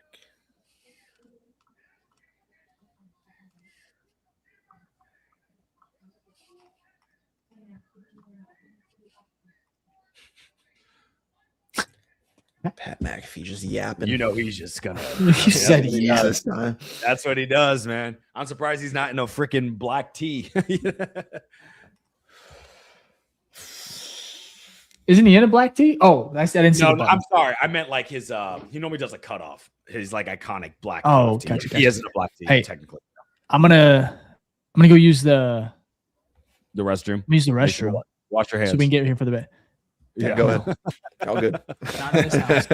Wipe and wash your hands and hit the spray. All right. That's funny. Yeah, so raise his hand next time. Yeah, that's right. We got it. There we go. It's all good. Oh, there we go. Okay. Oh, they went CJ Allen. All right. It's a good pick. Linebacker from Georgia. Some people had him going in the first. It's a good selection for the Colts. I'm afraid this is where hearts are going to. We're getting so teased right now. I'm afraid this is where hearts are going to start getting broken. No doubt. We are. It's not looking great. It's not looking great. I'm not even really sure who I've won. You know what I mean? What are they saying? Yeah. No, at this point. I mean, you got Jack. I mean, you got Jack is still, but he is the best player available. And we have 4 more picks. So there's no guarantee he's going to be there. Well, let's see. Who are some needs for the Chargers I'm looking at? Yeah. What are the needs for the ones coming up? Is there any edges or defensive tackles in front of us? Eagles looking, they could use an edge, secondary linebacker. For some reason, I feel like they're going to trade back. Chargers looking defensive tackle, mostly. Yeah, defensive tackle, offensive tackle, edge. Yeah, it's going to be tough. Well, let's see here.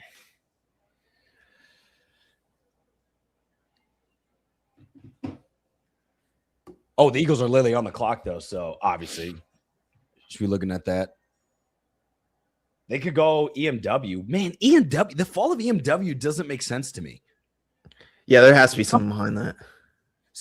Because I was seeing people have him above Thieneman. Like when we started getting close to the draft, I saw a lot of reports come out where it's like, oh, EMW is actually just as good, if not better, than Thieneman. There's a tight end. We'll take that. Tight end. Eli Stowers. We will take that. And then we have a trade. The Patriots have traded with the Chargers. Pick 55 for 63, 131, and 202. Okay. Interesting. So now the Pats. Okay, so the Pats are up. Are they traded with the Chargers? I'm sorry. Mm-hmm. Yeah. Okay. So Pats and Jags before us. Okay. Who do we think they're trading up for then? They need an offensive tackle. They took an offensive tackle. They took Lomu, yeah. Yeah, they took Lomu already. So they need a defensive tackle. I don't think they took a defensive tackle yet. But there's no defensive tackles that are this high up. I think Vrabel knows. I don't know. This was a weird trade to have to jump up for, especially if we're not certain. I feel like this could be Jackets. Do they need a linebacker? They don't.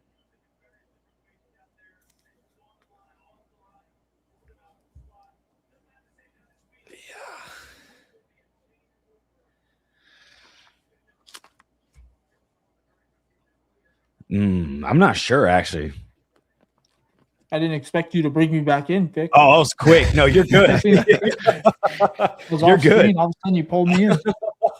You're all right. So you just missed it, but the Patriots just traded up here, and the pick you missed 2 picks. The Colts selected C.J. Allen, the linebacker from Georgia, and the Eagles they traded up and selected. Oh no, sorry, they didn't trade up. They selected Eli Stowers, a tight end. But the Patriots just now traded up in front of us. But they may be jumping us to get an edge. Yeah, I think that's what they're doing. I don't think you're jumping up for anyone above Jackets right now. Unless it's Anthony Hill. Yeah. If they think what are the Jaguars' needs? Do we know? Does the Jaguars need a linebacker?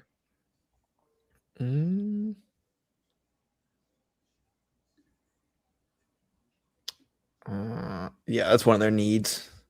So defensive tackle, edge, linebacker, cornerback. So that gives us a little more options here. They could be jumping for Jamard McCoy. They could be jumping for EMW. They could be jumping for Anthony Hill and Gabe Jackas. They might be jumping for a defensive player here. So that does help us out a little bit.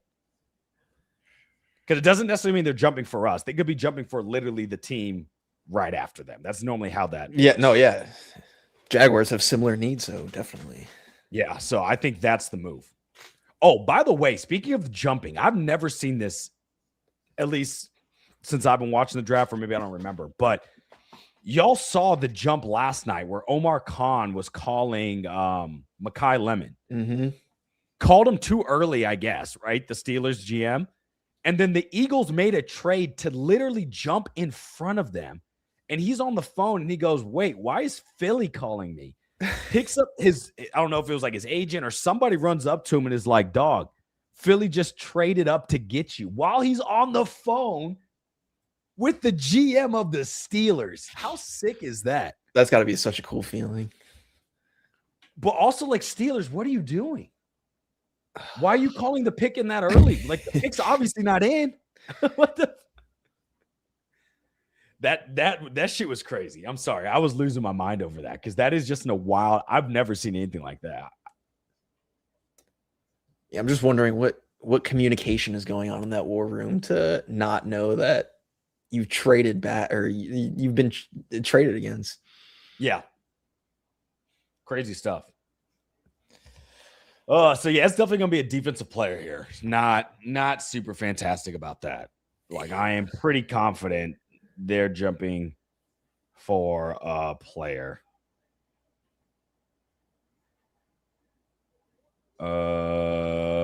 Yeah, not great. Let me see. It's gonna be Jackass because of all the people saying, all the Pats fans now wanting Ben Johnson all of a sudden again. Why would they want Ben Johnson? What happened to their head coach? I must have missed that. Pictures or it didn't happen. Oh, wait. About 6 years worth of them. How much do you need, right? Oh, man. I shouldn't joke. But it is. They did it to themselves. That has nothing to do with me. Oh. All right, here it is. The pick is in. Not going to be fun. Let's see.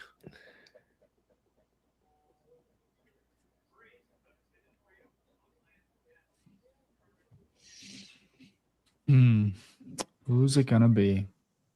I think Griffin said Gabe. I definitely could see that. I'm going Gabe or EMW. The way this day 2 is going, it's probably wouldn't be shocked. Bro, so many. I swear, half of these picks are defense. Probably more.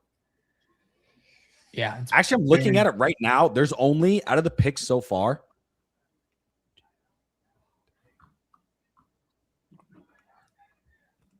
so out of the 22 picks so far in the second round, how many have been offense? How many do you think? Even though I just showed it with my fingers on accident.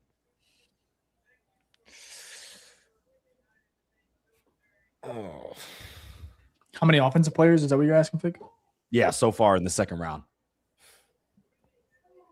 I'm gonna go 5. Yeah, it's 5. It's a 5. And look who's just taken. Oh, you sick. They shouldn't have. 6. Oh. I mean, if they weren't going to do it, Jacksonville was probably going to do it. 100%. 100%. That stinks.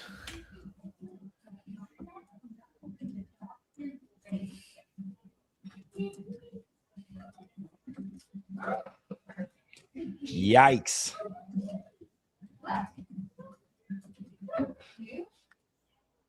Is Vrabel Vrabel? Yeah. Yeah. Vrabel. Hey, I said Mike Vrabel does not deserve Gabe Jackas. Force him to trade to Chicago. Yeah. Disgusting. Either force him to trade him, I'm not saying Chicago, or give us our 3rd round comp picks. Gosh dang it.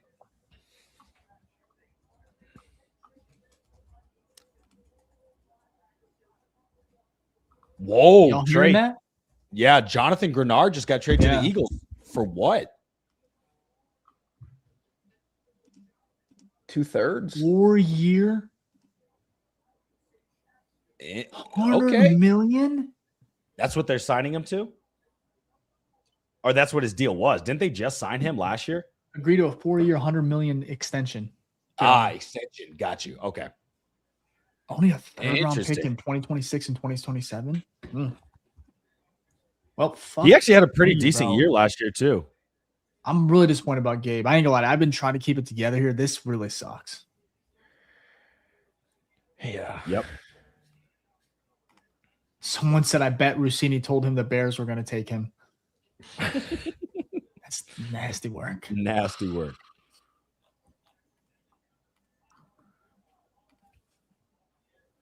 Yeah, this is not great.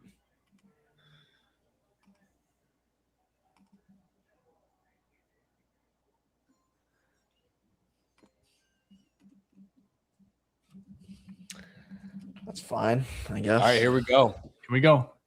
Oh, there it is. Tight end. There. I love it. Okay, this is what we're gonna do, though. Are the Bears up next? Yes, Bears are up. We are on the clock. Okay.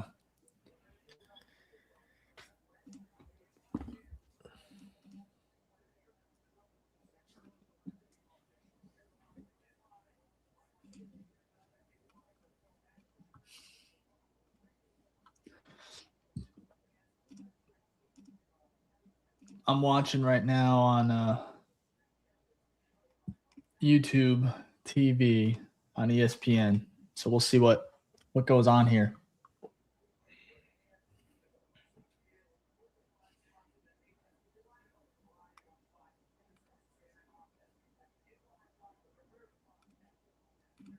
This is yucky. Yeah, this board really sucks. Yucky. We're gonna get shocked though. That's what's good. I can't believe how many defensive players just were taken. 8. So there was another offensive one right there.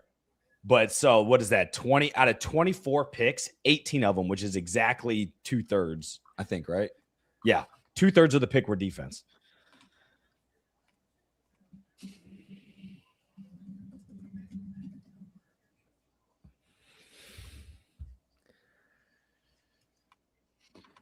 I'm really curious to see if they go center. Heck, maybe. I think it's too early. Pissed about that. I think it's too early, but I don't know, man. In the chat, if you can, let us know who you guys think.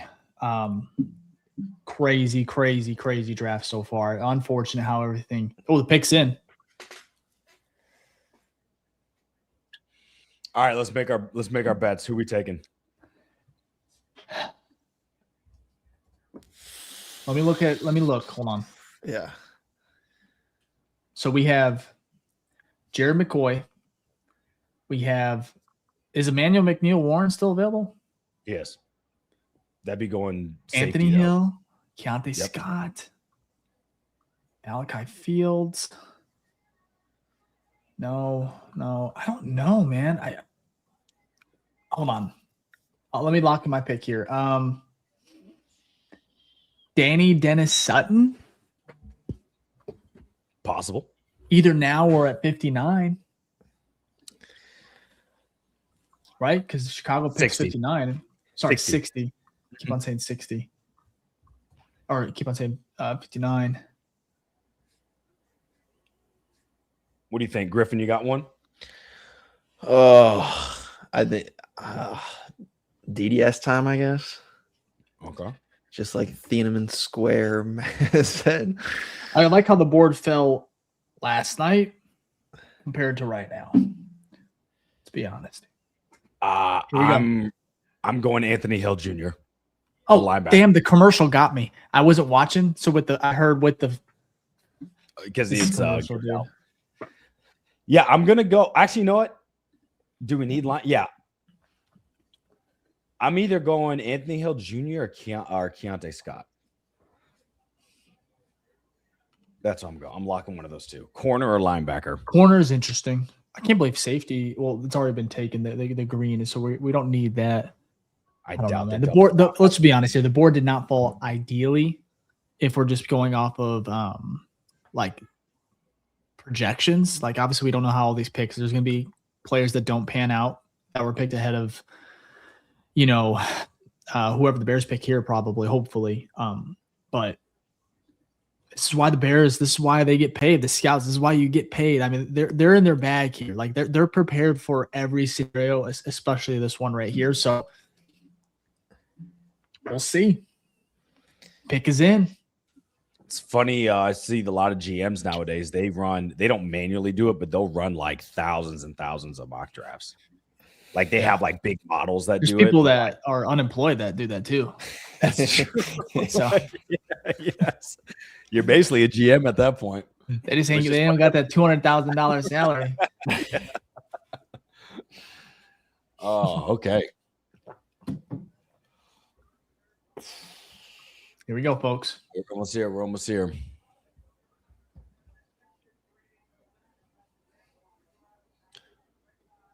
I mean, do they go McCoy with that knee injury? I think so, dude. I think so. I think that's the advantage of it. It's very risky, but my Lord, just imagine if it pans out. Imagine if and they're very strict with their health, with their medical stuff. So if the Bears are taking them, that would tell me a lot. But what about Zachariah Branch out of Georgia? Yeah, but he's more of like a gadget guy. I feel like that's like what Raymond is. So I'm like, do you want to double dip with that? I mean, Ben Johnson, I won't put it past it. Ben Johnson loves his weapons. This is the Devin Hester pick too, right? It is. Oh, yeah, this is the catch-up guy pick. Yeah. Mr. Hines. Out right now.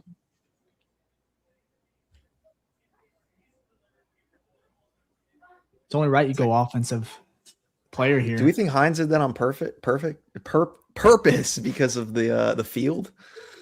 Oh, that's a good point. Yeah, that's perfect timing. Yeah. Hines player. Hines Ward. Outside Acrisure. I know it's spelled different. Oh, Devin Hester's not coming out? No, he's not. This is oh my gosh, Hall of Fame tackle. I know who you're talking about. Oh my gosh, I can't think of his name. Jimbo Curver. Jimbo, yeah, Jimbo. Thank you.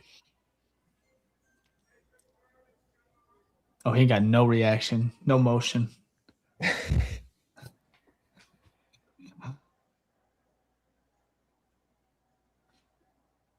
Oh, put the claw down, please. Like how that lasted just a season. I was never a fan of the claw. Hot take. I just wasn't a fan of that. Center. Oh, Logan Jones. That's the best on the board. Right. That's the best center in the draft. Early. Little early, but that's how the board fell, man. That's Ben Johnson for you. Believe in Ben. Hell of a pick. Hell of a pick. I like it, guys. We're going to pick here in 3 more picks. It's going to be defense, but right now, Logan Jones. You got your center in the future. We'll see if he starts. He probably would. It depends how his camp goes, but man, I like the pick. How do you feel, Fick? He's the best center on the board, so I'm not mad about that. I just thought maybe you didn't have to take him at 57, but you know what? If you're taking best player available, take him when you get him. There is no guarantee that he will be there at 60 or that he will be there at 89. So also based off how the board fell, it felt like it probably would have been a reach for a lot of these other guys. Yeah. He's the best center. He was the nation's. So he won the Jones won the Remington Trophy as the nation's best center and was 2-time first-time All Big Ten selection, 4-year starter at Iowa. Started how many games? My God, 51 games over 4 years at Iowa. It's a hell of a pick. I actually love it. I'm not even mad about it. He won the Remington Trophy, which is the nation's top center, and then the Iowa offensive line also won the Joe Moore Award, which is the nation's top offensive line. Started all 13 games. I'm not mad. I'm not mad about it at all. And we get to get a couple more picks here. No, I am shocked, but I'm not mad.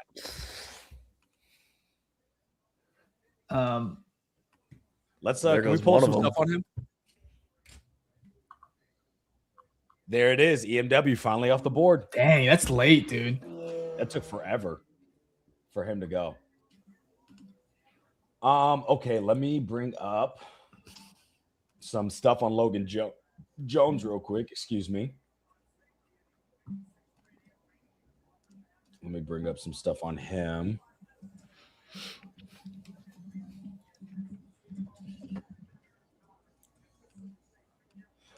All right, let me read a little blurb about Logan Jones. Okay. Logan Jones is a bulldozing center from Iowa who's established himself as the most dominant run blocker at the position of the 2026 draft class. The 6'3", 293-pounder former 4-star recruit's an absolute mauler who creates his own running lanes with power and leverage, knocking defenders off their paths and taking them completely out of place. Jones has been a model of durability and consistency with 39 career starts entering his senior season, earning third-team All-Big Ten honors in 2023 before breaking through as a first-team All-Big Ten selection in 2024. He is a multi-sport athlete who lettered in track and baseball and won the state title in shot put, giving him the athletic base that translates to explosiveness in the point of attack. Jones is both strong at the point of attack and when moving, showing the ability to recover extremely well when initially beaten.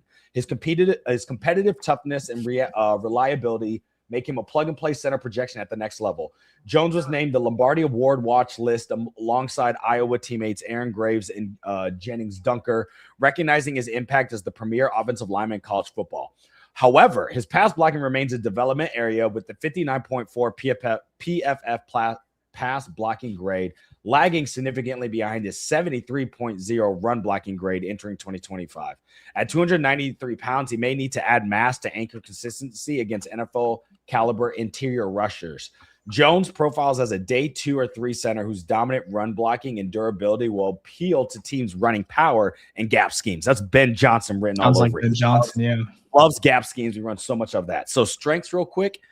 Strengths is a bulldoze run blocker, creates his own running lanes, absolute mauler who knocks defenders off their path, strong point of attack when moving, recovers extremely well when beaten, 39 career starts, demonstrates elite durability, Multi-sport athlete, shows athleticism and a plug-and-play center. Weakness, pass blocking significantly lags and may needs to add weight. So it's really just pass blocking is not the greatest, but he's the best run blocking center in this draft class, which is great because Ben Johnson loves running the ball, and we were a top 10 offense last year solely off of running the ball. So big breaking news. The Titans have traded with the Bears for pick 60. We'll be getting 69 and 144. Okay. There it is. We expected a trade back. There we go. There I knew 57 was either going to get moved higher, and then 60 I always thought was going to sold. I don't know how I feel about that. Well, let's bring up the trade. Okay. Titans are back on the clock.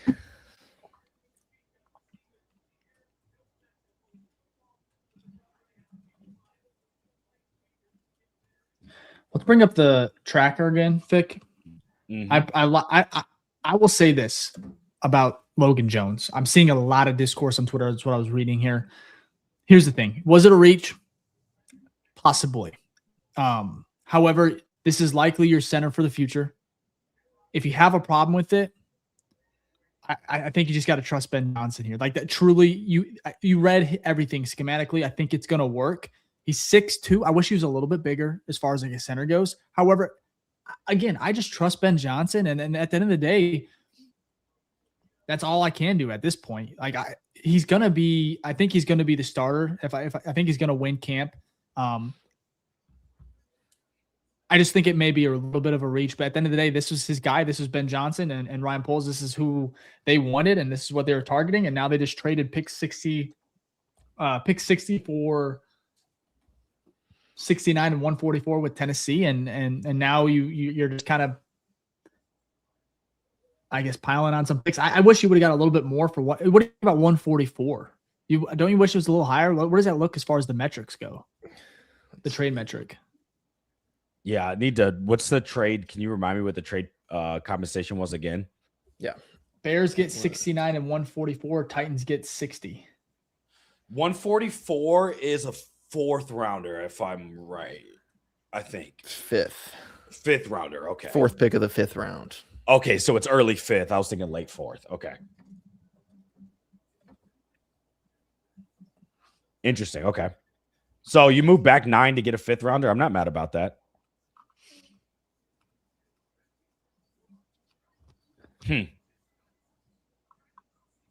All right. Yeah, I do like getting a trade. I did want that. Having those picks back to back don't really make sense. Yeah. So, also, I need to update. You want to post our graphic? Oh, yeah. Actually, Griffin, if you don't mind, let me know when that's updated, and then I'll do the final update on that if you don't mind. Gotcha. Appreciate you, sir. Let's see. How are we feeling about the pick, everyone? Let us know in the comments. I'll say this. If you like the pick, hit that thumbs up button on YouTube. If you don't like the pick, please don't hit that thumbs down button. Just comment and let us know why. Do not take it out on us.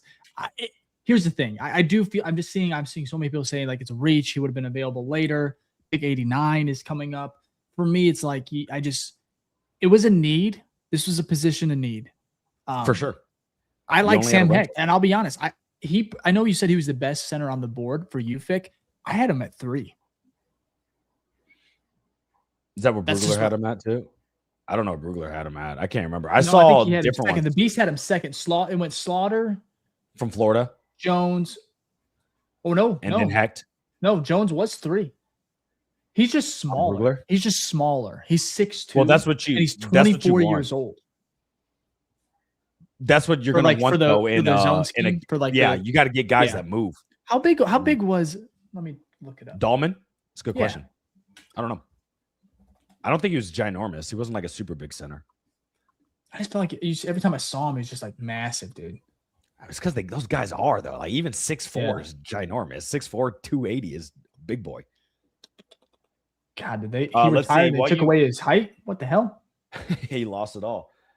Let me bring 6'3". up some. Same. It was just a little bit an inch taller than Logan Jones.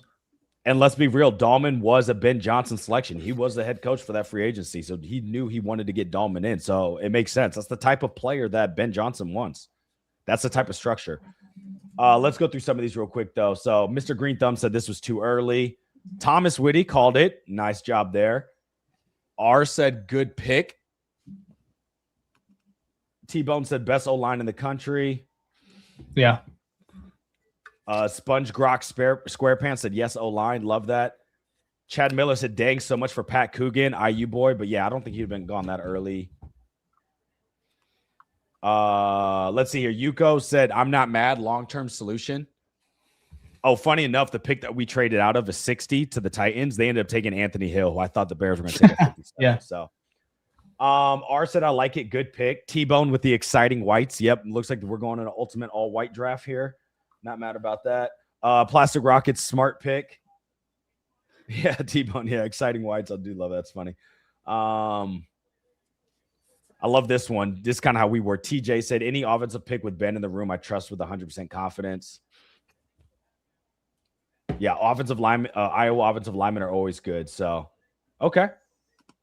Honestly, not as bad as what I was expecting.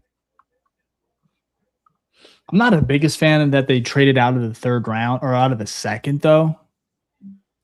What, 69's third? I mean, second, 69 is 32, third round. 32, 64. It's early third. Yeah, but okay. If you think about the track record.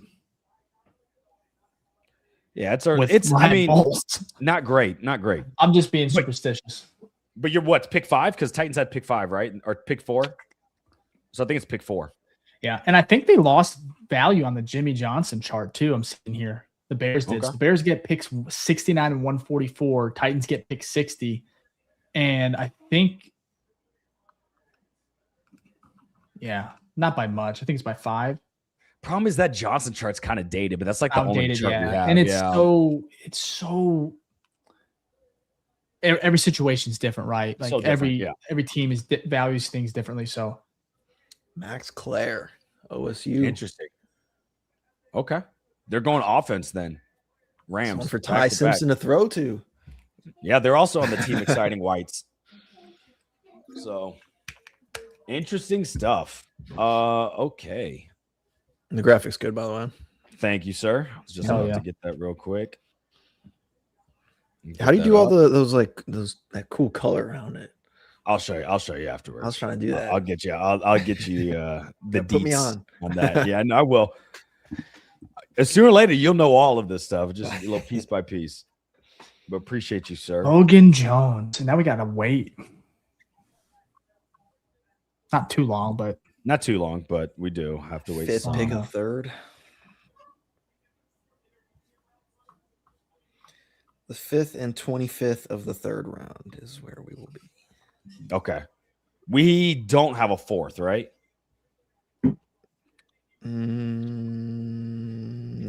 have 129 in the 4th. Which is a 4th. Okay, so we have 2/3 now. 2/3, 1/4, 1/5. What I love, I remember going over this. So Logan Jones, Dane Briggs, one of my favorite, the way he described him. So Jones is undersized, sawed-off blocker with aggressive technique and athletic ability. Although his sustained struggles might be tough to overcome, a center-only prospect, he is a mid-round version of Tyler Linderbaum, and I love that comparison. That's always good.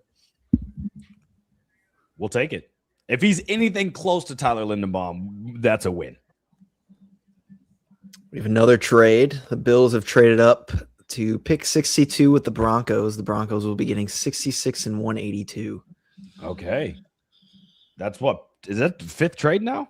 We're wheeling and dealing. Moving, there's been a lot of trades this draft. Just for 2 days. Crazy. I love it though. So it makes it fun. 2, 3. Okay, yeah. This is interesting stuff. Yeah, I feel like I'm getting more sold on Logan Jones. And I'm okay with that. Well, while we wait, what's the craziest pick so far? Do you think does Logan Jones go up there? I mean, it was still positional need, but what's the craziest pick so far in the draft? You guys would say. For me, I'm still shocked about Jadarian Price, last pick for the Seahawks.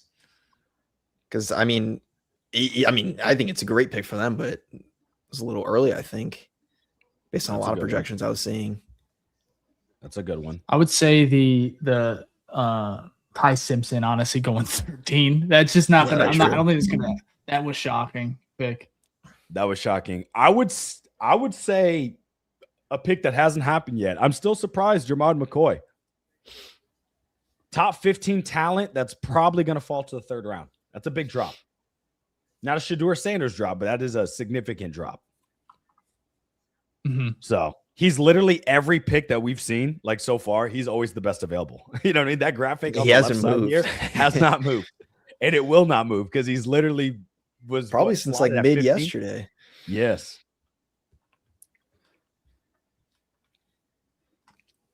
Kind of crazy.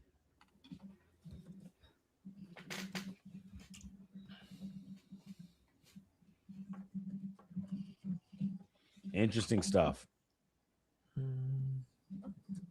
All right. It looks like we're at commercial again.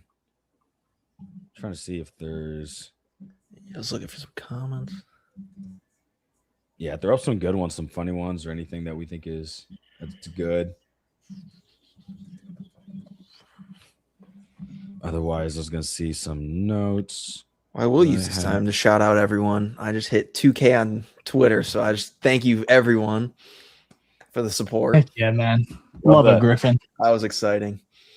And if you're watching, yes, keep following Griffin. I'm excited for his takes. He's just now starting to send them off. So I can't wait to see what that evolution looks like throughout. I'm really excited for your in-season tweets because Fick is – I don't know if you ever follow him. I mean, I love his tweets, but he is a lot more up and down, and I love the emotion because he truly is especially game day. I get a little crazy. You wear your emotions. I love it. That's exactly how it needs to be. That's but then I get analytical after the game.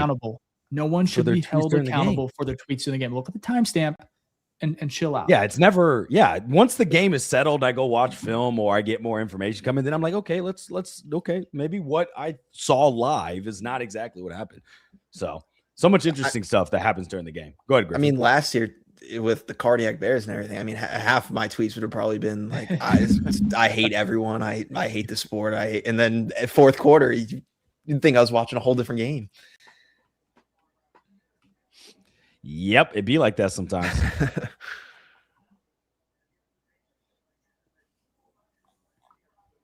Oh, you know what? Speaking of 2K, so shout to you there. Also, shout to all of y'all. We got the BFTV. I think last night it got up to 11K on Twitter. So shout to all of y'all for following us on Bears Fan TV, the #1 show for the fans by the fans. We really do appreciate that. Also, if you don't, after this pick, I do want to share something as well, just real quickly. Okay. I want to give an update on the mock draft competition. I have updated scores, so I'm going to give some people shout outs. I'm curious. Hey, just heard my name. Oh, yep. Oh, Davison. No D. Oh, I have it very low. No, you're good. I have it very low. Is the corner, right? Yeah, I liked him out of Ohio State. Man, I liked him a lot. 6'3", too. I liked him a lot, man. That was one of my favorite. I didn't know he'd go this early, though. Let me see here. All right, I'm going to share this real quick. Let me see. Does this replace? I'm going to remove that just for a second, Dave. Throw this on here. You're good. Oh, shit. Let me see. All right. So hopefully that's good enough. So we first got to give a shout out to this is crazy, 213 submissions. Y'all are awesome. Appreciate every single one of you that decided to join this. So fun. Next year it's going to be even bigger and badder. I do want to say, though, the winner does get a Dylan Thieneman jersey. So that's going to be exciting from us, free, right to your doorstep. It's going to be good stuff. So appreciate that. But we got to give a shout out to the top leaderboard here, especially the top 3, right? Hasn't updated the Logan Jones pick. But based off of yesterday's results, Leonard Lawson is in first place with 29 points. Shout out to you. Second place, we got Peter Sparks. And then third place, we got Francis Foca. Actually, we got a tie, really, for third place. There's a couple 25. So I'm going to give a shout to Thomas Bajarno, Roman Villa, and Andrew Mason. So shout out to all of y'all. And look, you got a lot of people who are really close. It takes a pick or two here. You can see all of you have a chance. So appreciate all the submissions. You guys are awesome. Love it. I just want to share that real quick. Add that back in. Cool. Let's see. The Chargers don't need a corner, so it looks like Jamard McCoy is still going to be sitting there. That's crazy, bro. Man, I don't know.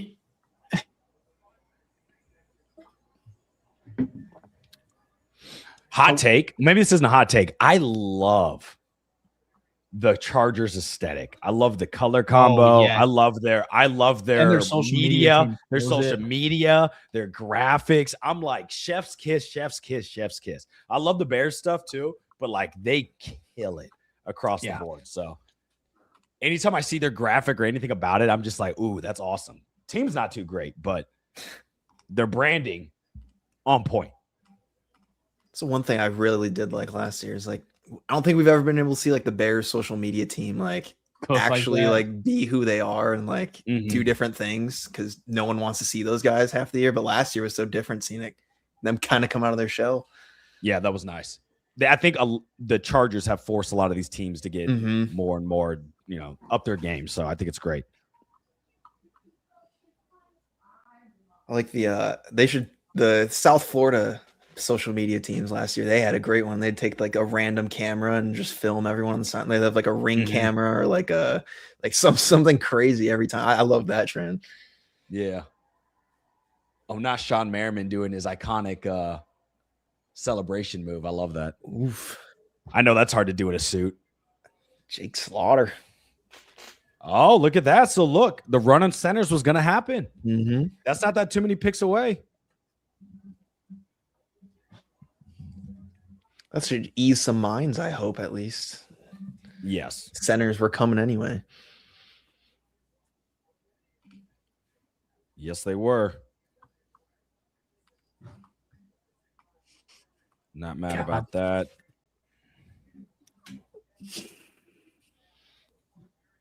Jimbo Covert. Or was Covert? Jimbo Covert, yeah. Just rewatching the pick, he did not look like. I needed more energy from him. he even looked surprised. He'd think you'd be excited. That's O-line to O-line love. I'm saying just not a lot of love there, man. I don't know. Maybe he just wasn't feeling it. I am excited though for the pick. After Seth Rollins last year was kind of. That was so sick, dude. So awesome. What pick was that? Was that that wasn't Loveland, was it? It was 56. 56. It was a second rounder. That would have been, was that Ozzy or was that Luther? Or was that Shamar? It was one of those. I think Shamar was 56. God, we had so many picks last year. It was awesome. Yeah, that was awesome. I know. Ozzy was 56. Shamar was 62. Okay.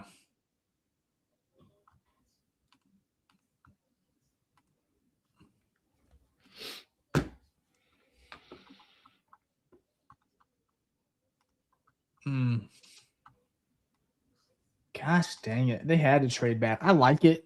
I do. But I want to see who they pick right now. I want to see who. What do you think about McCoy this slate? Is it worth it, Dan Fick? Griffin? Or are you just staying away from him at all? Like, you're muted, rookie. I might be staying away from it at all. That's right. Yeah, I'm not touching it. That was the 57 pick, right? Yeah. Yeah. About the last pick of the second round.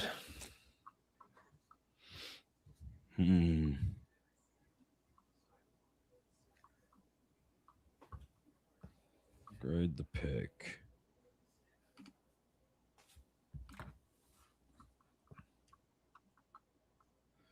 All right.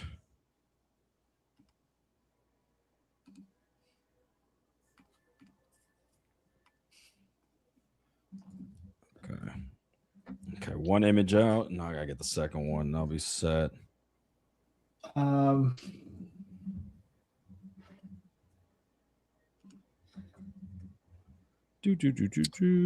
looking at his raw score. Pretty good. So RAS, if you're familiar with it, I could share this real quick. Let me pull let's do that. Honestly, a seamless scheme fit. I know we talked about it already as far as him being a good fit for Ben Johnson, what they want to do in the run game. Oh, that's a sweet graphic. Okay. Really sweet graphic. Oh my God. Looking at your guys' graphic. The BFTV. Bears Fan TV. Again, if you guys are excited about the pick, or just if you're excited about what they're going to do here, picks is at 69. A very nice pick. Is that correct? Nice. Yes. Some are saying pretty good. Yeah, that's what they would say. Very nice. Probably Vrabel saying that. He might be trying to trade up. He might be trying to trade up for that one. You know what I mean? He's calling right now. So let me pull this up here. Oh, Logan Jones, new center, 9.63. Pretty good. He didn't bench. Interesting. I know his 40 was crazy. Yeah, as you can see, his 40 was a 4.9 for a center. That's elite. All his 20-yard split, 10-yard split were elite. That's actually everything was elite for lineman. That's a good sign for lineman. Yeah, basically just his body frame is not elite, but his athleticism is. Bud Clark, safety. Yep. I actually liked him if the Bears weren't gonna go so early. Yeah. I'm also thinking about now, is Logan Jones the perfect catch-up guy, Mr. Hines? It's not too terrible. No, I can see him being a catch-up guy. Big catch-up jacket guy. They're going to need a big-ass jacket. That is a big boy, so it's kind of interesting, though, that catch-up is, it's pick 57, but like Chicago, the whole thing is like no catch-up, so. Yeah, that is true. Yes, it's kind of interesting. You're the catch-up guy in a city that despises it, so. So good luck. Okay, if Hines thought that one out. They didn't. I mean, I don't think it really matters that much. They just like, yeah, let's get Hines out there so people are talking about it on their podcast. So it worked. Oh, funny stuff. Okay, so pick 69. Oh, actually, here's a question here from Alex. Would you guys be upset with Zachariah Branch? Dude is a burner. I wouldn't enjoy it, but back-to-back offensive players. That's what Ben wants. That's what Ben wants. I guess, yeah. Say trust Ben Johnson, but I don't like that, man. Yeah, I wouldn't be like jumping out my chair in excitement, but I guess you got to trust Ben Johnson. You can't say trust Ben Johnson, and then when he makes a pick you don't like, get upset. So yeah, no, I really, yeah. So I want to. Let me see here. How many picks away are we? We are a couple. 2. Okay. 4. 4 picks away.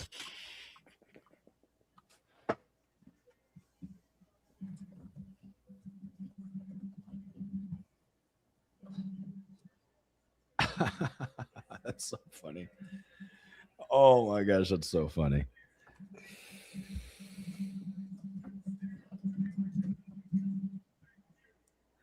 Okay.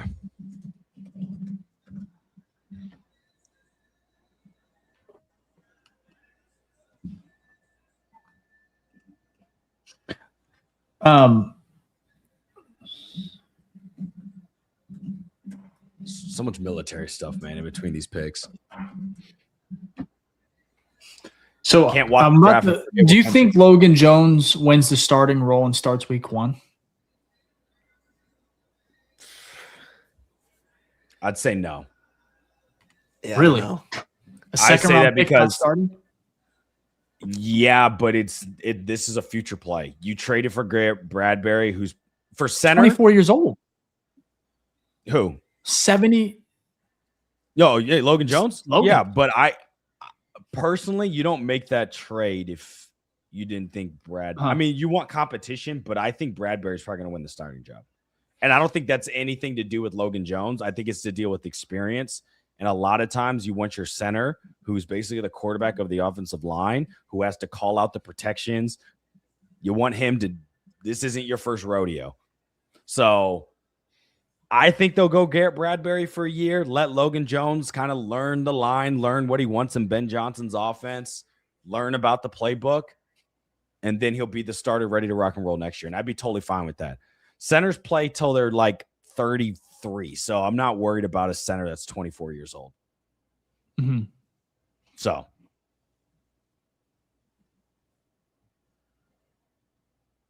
Yeah, it looks. I think he starts spazzy there.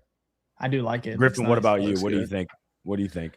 Yeah, I mean, I don't think we make that trade unless he's going to be starting. I do think it's, but then that's kind of where it kind of scares me at the same time too, because we want that center Caleb connection no matter what, and that's what we were kind of getting with Dolman already. But now we're already talking. I mean, this kind of adds a new perspective of it because we're already talking.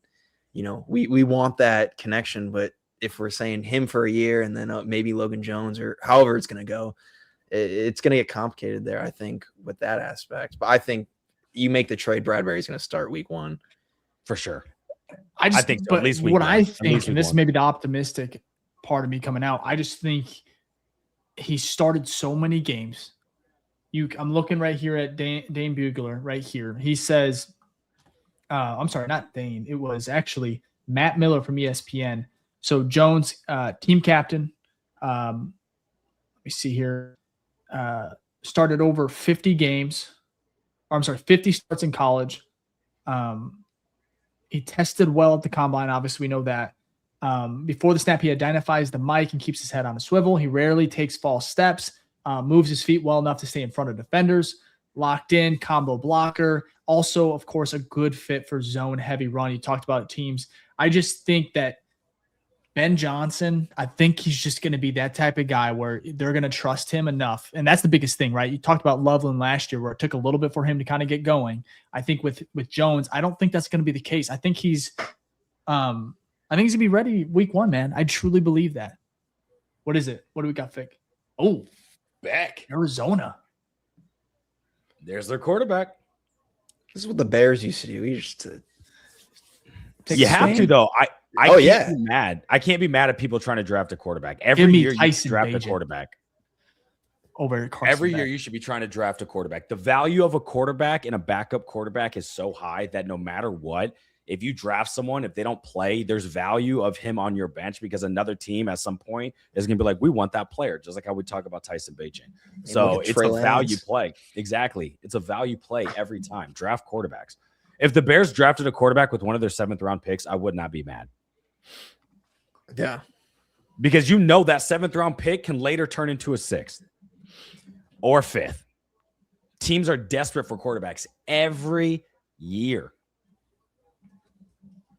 Now, I don't like Carson Beck as a quarterback, but I get why Arizona would do that. Oh, I can't stand that guy. Oh, I like the last play of the game he threw in. What game was that?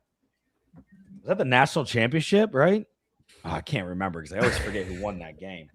He had a play at the very end where he threw a pick to end it, I think, to lose against help me out, Griffin. What was that team? I don't know. You might know. No, you're almost there. You said it's something like it's you should know. You should know. Not Illinois. It's not.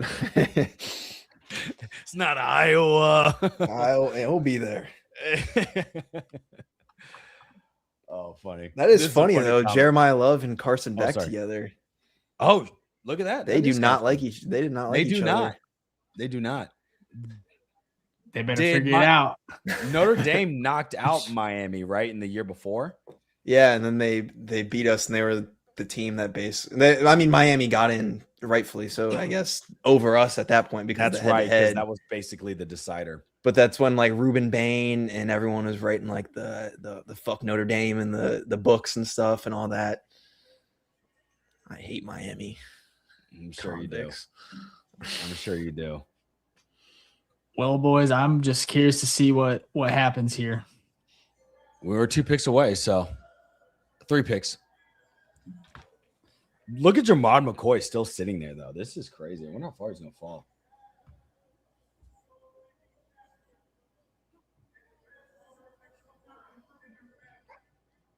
Let's see here.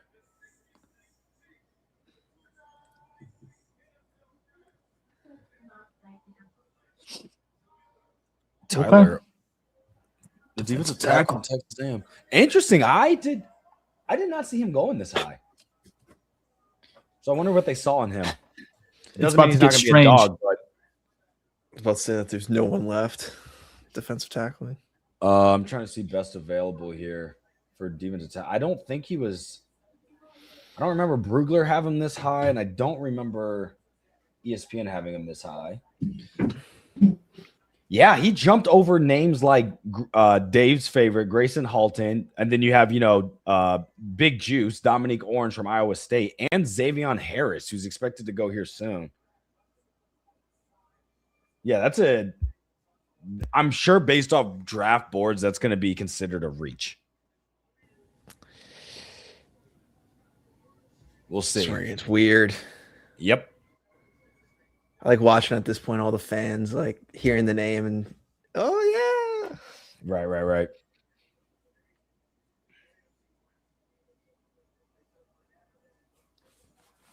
Let me see.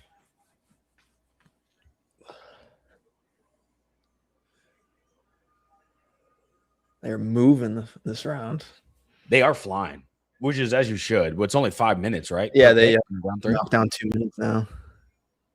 8 to 7 to 5, and then I think the rest is 3. 3, yeah.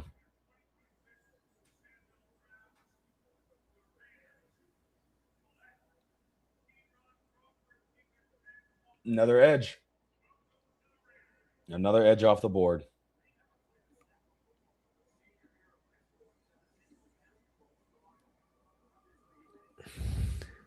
Trying. Who do we want here? Oh, we're getting close. Yeah. Let's see.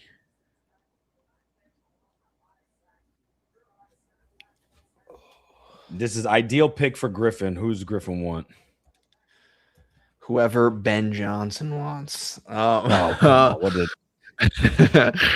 Is this thing on? I don't know that. Oh yeah, there you go. Hello. Yeah.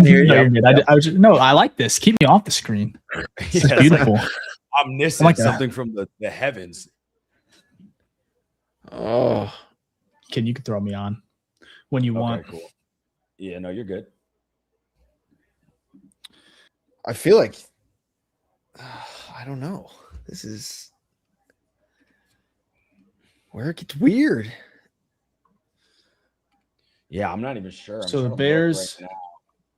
By the way, your video's not on, Dave. Oh, there you go. There you go. I'm at the bottom now. No, I got you. No, I'm kidding. Oh, wait. Oh, you there go. You put yourself there. Yeah, I was just kidding. So Bears are 2 picks away. Okay. Yep. Really 1 pick. Like there's only one more decision than it's us, right? Eagles. Mm-hmm. Yeah, Eagles pick is already you think we trade out of 69? No.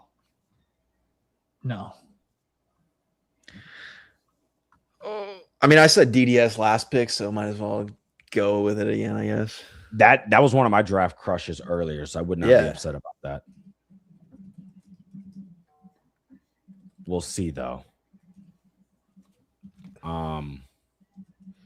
Yeah, there's just not a lot of. I don't know who do we want. Yeah, it's not a lot of sexy picks. Okay, Keontae Scott, I wouldn't be mad about that. Cornerback out of Miami, we've talked about him.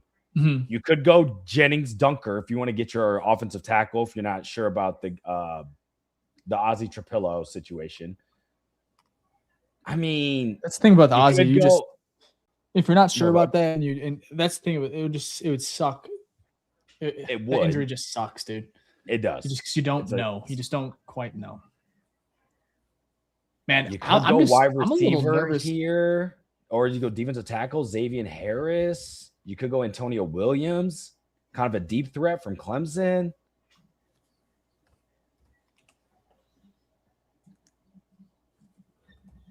Yeah, I'm not sure. You know who's on the board still who I thought would go a little bit earlier is Caleb Tiernan.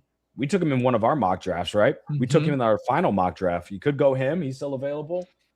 The left tackle, right? Yep. You have 2 third-round picks, so you can reach a little bit here, knowing you have another pick coming up at 89. Defensive tackle Grayson Halton. It's early. Still available. It's early. It's a little early, but I mean, if he's their guy. Edge rusher is really thin, unless you go Danny Dennis Sutton. Yeah, I just don't think they go edge rusher. I just don't think they go edge rusher here. I don't think so either.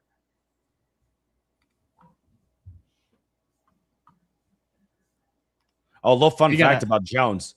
Jones did not allow a single pressure or sack. Now, sacks are kind of irrelevant for centers, but he's one of 3 centers last year who did not allow a single pressure. So even though passing is not his strength, I mean, you give him 0 pressures. I don't know what you ask from a kid.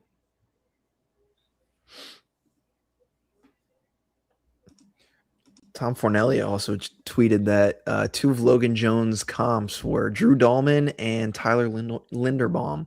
Yep. That's what Dane Brugler had him as, is like Tyler Linderbaum. So a mini. 2 guys we had or wanted. So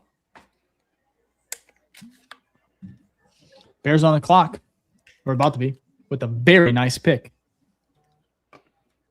It's gonna be an interesting one. Let's after this, we'll go to the 3. See what the Eagles say here. Yeah, 3. Get out of there. Oh, is that Brian Dawkins?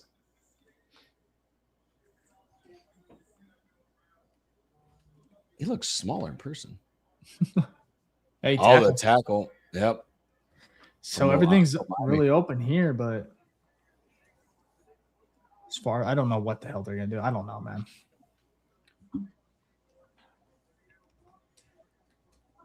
They got options.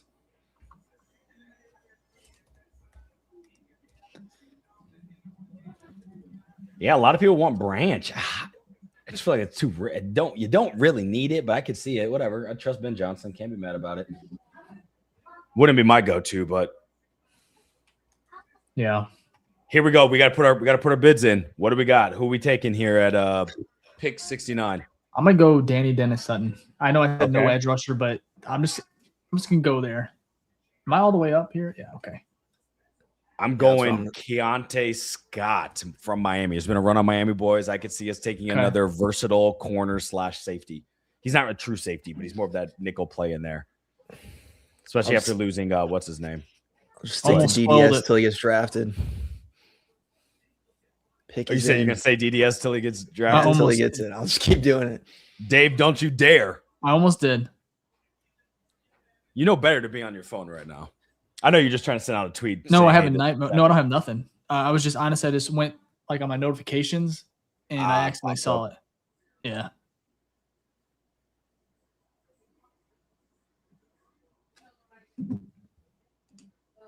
All right. It's quick. I love the chain. I need it. I love the hats. I love his hat with the 3. The L train in the Illinois. I like that. Yeah. Did you guys see, by the way, there's this guy that was sponsored by the NFL where he did like the triple of the logos for all the hats in Pittsburgh? Fire. I'll have to send you guys a link. It looks so dope. I hope they release them to the public.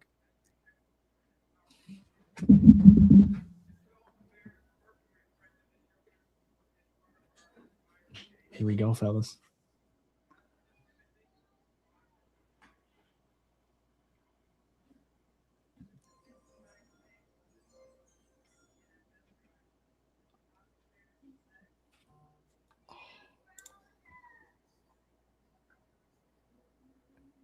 Oh, fuck that.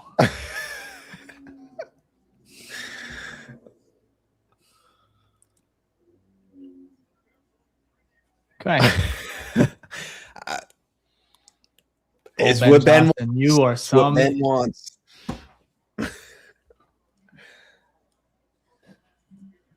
What the fuck?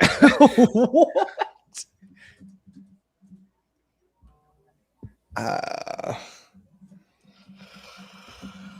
Wow. Someone reminded me that's Colson Lovin. That'd be tight end. Bro, that's tight end 3. You just took tight end 3 in the 3rd round. I haven't seen one blocking highlight either. I know this isn't your. This is a weapon. What was his name? What was his? Who the hell was this guy? Sam Roush. Yeah, Sam Roush.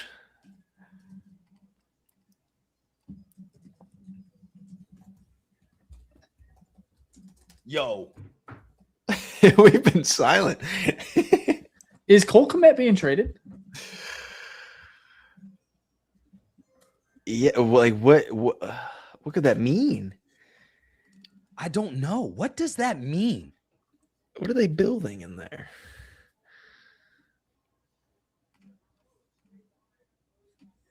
Take give me some 13 personnel. That's all. Unless they're going to be sick individuals, and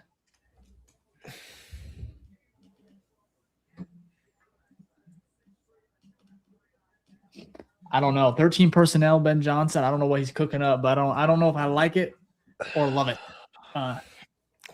Hands up. Trust Ben till I can no more. But that was crazy.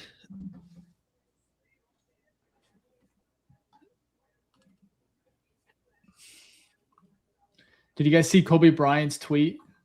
No. Share my stream real quick. Oh, never mind. I can't. Oh, it's the white man can't jump.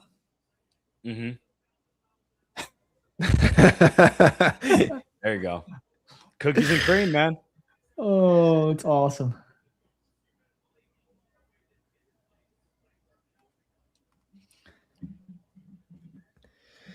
That's awesome. Yeah, that was I'm sorry. I'm kind of shocked. Guys. I'm trying to give analysis, but I think I'm just kind of like, what? The Bears have taken 2. They've taken more offensive players in this draft than defense. Tell me who's running this team. Ben Johnson. All right, let's bring up something on let's read about this Sam Roush. Let me pull him up real quick. We're going to read about tight end number 3. Okay, here we go. Sam Roush, tight end, 6'6", 267 pounds, ran a 4.740, has an RAS score of 9.94 with a 48-inch vertical. So this dude is an athlete. Just reading off that, I'm like, this dude's an athlete. But let's see what the scouting report says here. Roush is a versatile athlete with good speed and developing skills at multiple positions. His athleticism and motor make him effective in various roles. Shows good instincts and the ability to make plays when opportunities arise. His work ethic and competitive nature suggest continued development potential. His versatility allows him to contribute while establishing his primary position. Strength, good speed, athleticism, versatility, motor. Weakness, positions unclear. Yeah, it's kind of unclear on our team too. Needs to define role. Yeah, absolutely. Technique development needed across multiple positions. So basically, this is just a toy for Ben Johnson. So, but listen to this, Vic. Sam Roush.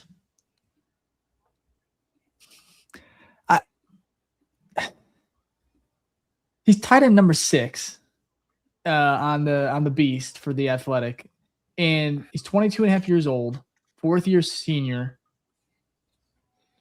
4.7 at the combine. He's 6'6". Thick frame. I really truly feel like the only way this pick makes sense is if Cole Kmet's gone. I mean it. I think you have to get him off the books at this point. I know we love him. I love Cole Kmet. But this right here makes me feel like you have to trade him. Hopefully right now. Get a pick right now. Try to shop him. He's got a pretty good contract. And I'm trying to take, because I love him as a fan. He's one of my favorite players. Obviously, he's from just the area, hometown kid. But at this point, if you're roster building, why are you taking a tight end here? Why? Because you shouldn't be, unless you're trading Cole Kmet. And that's truly how I feel. Now, don't get me wrong. 13 personnel, That would be kind of fun. It is the thing of the NFL. He loves to do that. That's Ben Johnson's Ben is forte. Weird, but this pick right here, if you didn't think Ben was calling the shots, he absolutely is now. Like, it's just so clear, and it laughs. He's like, man, I'll give you pick 25, but the rest of the draft is gonna be offense. Okay, and so he's talking to Dennis Allen right now. At this point, you can't really argue that. That's what it seems to go. Interesting stuff, man. Grade the pick, I guess. How are we feeling? I'm gonna give it a C. C, yeah. I'm giving it an A. I said trust in Ben Johnson. I'm not switching up now. No, fellas. That's a good point. No switching up. I mean, I guess. But I don't get it. But that's fair. I mean, I guess. I do like it that he's more of like a versatile weapon. It's not a blocking tight end. That would have sucked. You went blocking tight end, like true tight end 3 at whatever. That would have been interesting. Can you get the graphic, by the way? Just got it. Oh, thank you. Jeez, look at that. Appreciate you, sir. I'll get that out here shortly.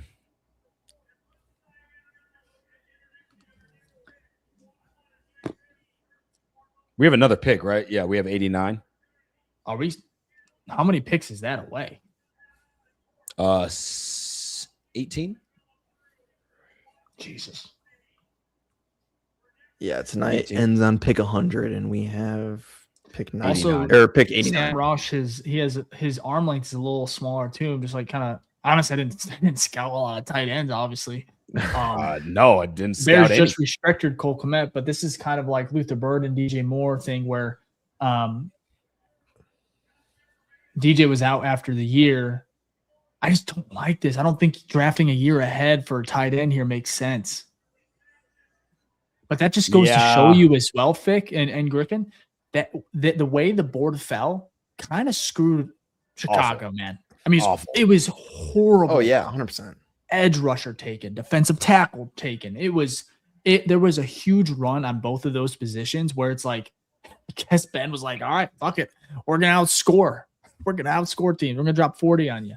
We're going to have all these weapons.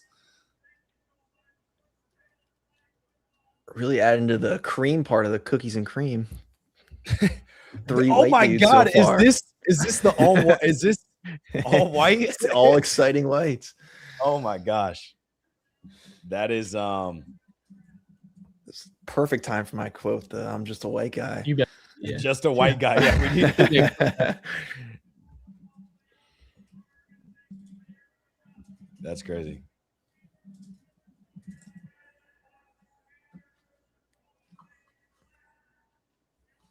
That's wild. Let me get to the Canva. Get that out real quick. Griffin, you mind throwing up some chats and see what people have to say if you read them off in this? Yeah, let me know what y'all think. This is, if you don't mind, you can read them off too as well. Got the exciting whites comments. Mr. Green Thumb, we need defense. So unless they're trading Kmet or for Tibido, then I don't like this. Okay. Interesting. I like that. That's actually Green Thumb. That's interesting. I know Fick isn't a big fan, but not the best fan, but that's okay. Okay. Mike Dunn says Kmet's the ninth highest paid tight end for tight end 15. Mm-hmm. Is Poles cooking blindfolded?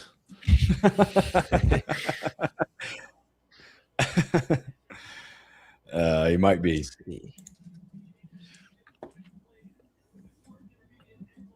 You got all cream, no cookies. That's funny. T-Bone, there is something we do not know. That's right. I'm not going to panic. I really not. I know there's a lot of people. It's okay.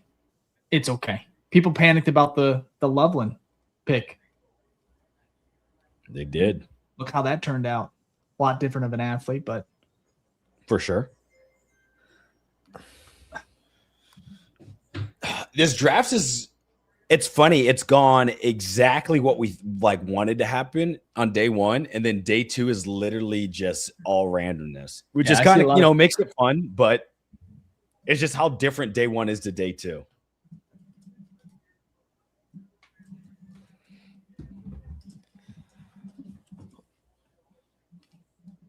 Yeah, I feel a little bit better about it now that I know he's a versatile, athletic tight end, and it's not just like a big boy, more like a Cole Kmet fit. This is a guy that's probably more of a wide receiver type than an actual inline tight end. So that gives you hope that it's going to bring mismatches to the defense. That's why you're seeing 13 personnel, right? Because what they're trying to do is you're trying to get smaller people on the defensive side of the ball. You're getting more nickel, dime packages where you have to bring in another corner and you have to take the linebacker out, and therefore you're getting mismatches. So you go get this tight end, right, that will then force teams where he moves well enough that you're going to have to put out a nickel back out there with them, and then you can run the ball against it. So it's just trying to set up the defense in a way that's going to be more favorable from a numbers game and a size game that you can take advantage of it. So Ben Johnson can just keep running his power zone plays and get 4 yards a pop. Yeah, that's how I envision it. It's because that's what Ben Johnson did last year. That's what Ben Johnson did in Detroit.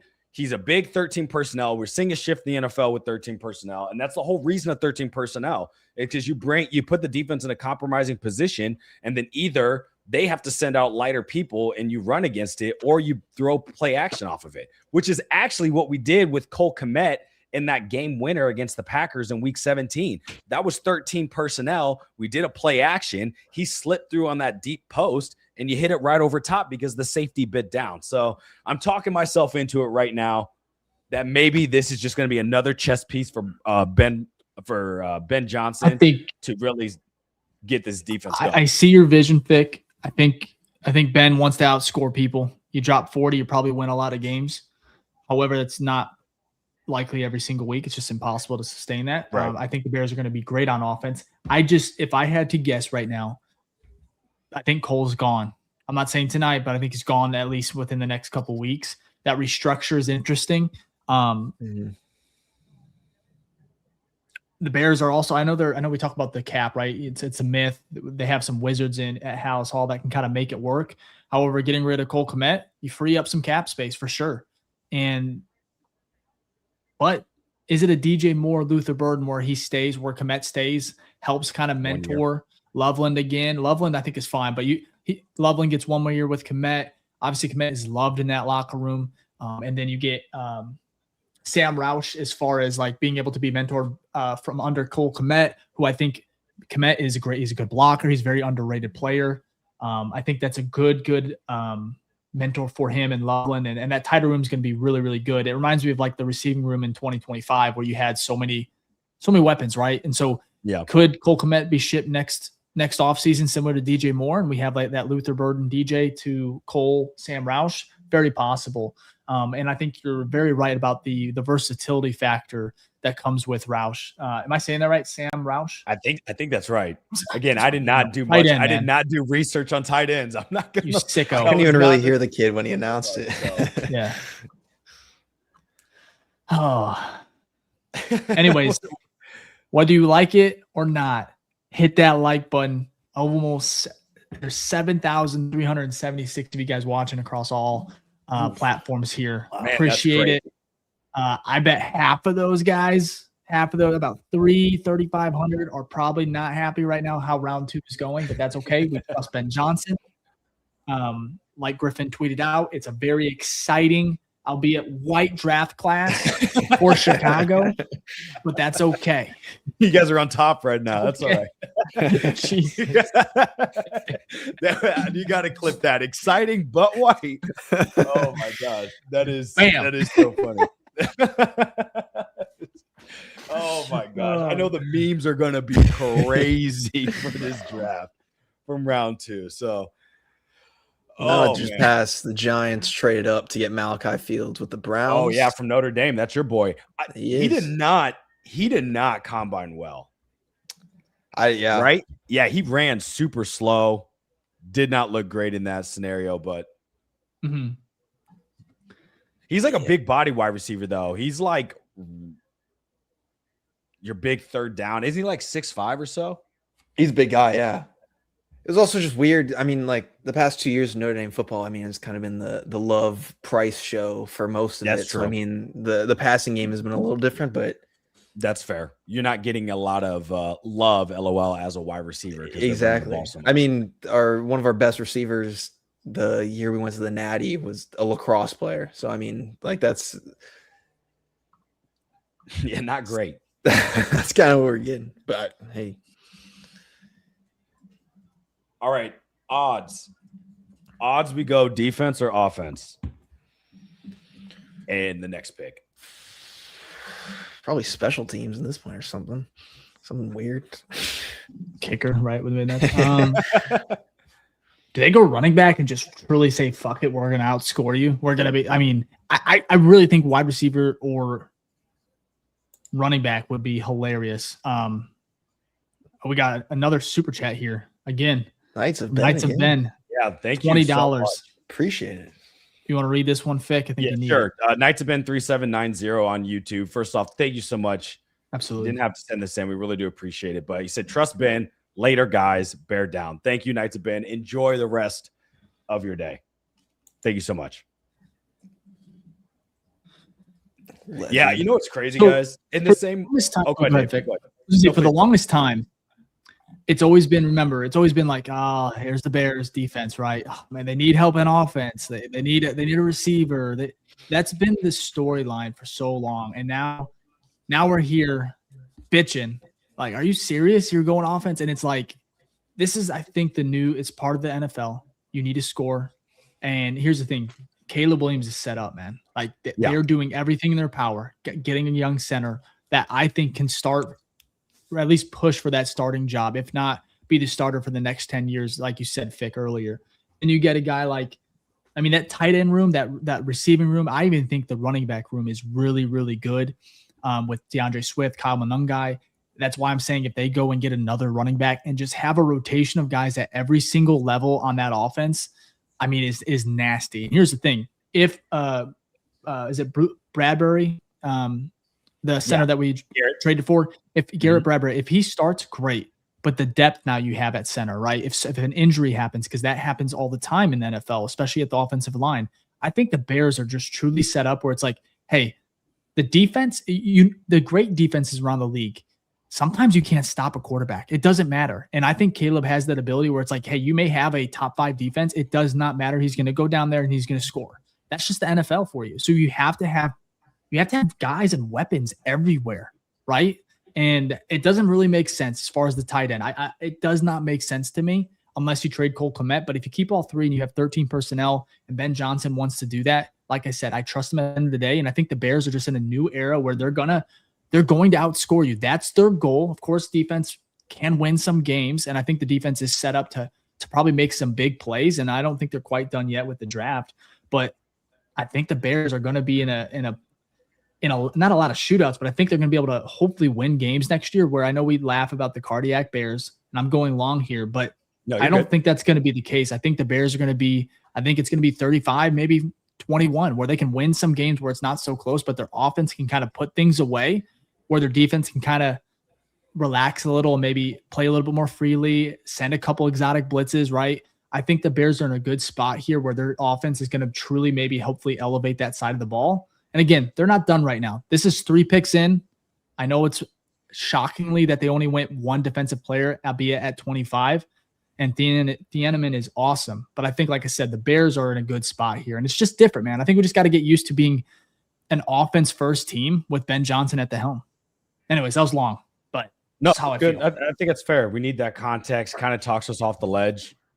I was going to say literally right before that, I think I've started to talk myself off the edge and be like, look, it's, this can be a nasty piece for Ben Johnson to use. So, but here's the real question. And I think there was a comment here about it. Where is it? So propose this question for you. What is more likely to happen? And so I got to give inspiration to Mr. Green Thumb here on YouTube. What's more likely? We draft a defensive player or we draft a player that is not white? No wrong answers. Why not both? That is true. They could definitely do that. I feel like it's defensive. I feel like at this point, but like this is just I don't even know. I'm trying to think if there's even any white defensive ones left that are like at the top. Probably not. Yeah, let's see. They could go if they go tackle next. Like imagine they go Jennings Dunker. We do need a tackle. Another offense. Another all white. So it will be interesting to see here, though. Yeah, I'm really interested in what they do here at 89 now. There's probably no way they go offense. I'm with you, Griffin. They're probably going defense here. Dave, what about you? What's more likely?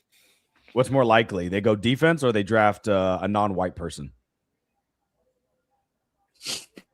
It's crazy. I think they go defense, and I think he's white again. No, I'm just kidding. I don't know, Fick, man. Don't put me on the spot like that. They're taking a weird approach with BPA. I will say that. Yeah. I think this has to be defense, and I don't care. I just want it to be a good player at this point. And I want them to be really, really. They have to be good because now what are they picking? What is it? 89. 89. It's still 89, top 100 pick where you can get some 4 and 5. Also, I think they're leaning on Jamard Stewart as well. You know, I know you had an ACL last year. Yep. You got to remember some of these guys are coming back. Austin Booker, they're betting on Austin Booker heavily. I don't know, man. Interesting. Drew Aller goes to Pittsburgh. Jesus. Interesting. You know what they say? Exciting, right? Yeah, exciting. That's right. Exciting, right? So, I mean, it makes sense. Exciting is right. You got one more year left of Aaron Rodgers. You got to have a quarterback for the future. So that guy stinks. You know what he does? You know what's crazy? You know, Drew Aller was projected. Said that guy stinks. He does. Drew Aller was projected a top 5 pick before the season started. Oh yeah. So it was like Garrett Nussmeier, all a bunch of these quarterbacks, and they all just really shat the bed, if we're being honest. Doesn't compare to Carson Beck's interception, but this guy had a pretty cool interception in the Orange Bowl the year prior. Yes, he did. That was against you guys, right? Yep. Set up Mitch Jeter's field goal. It's just crazy when you think about Drew Aller and then you look at Shedeur Sanders, right? Because he went did he go 7th round? He went 5th. 5th round, bro. Mm-hmm. Yeah.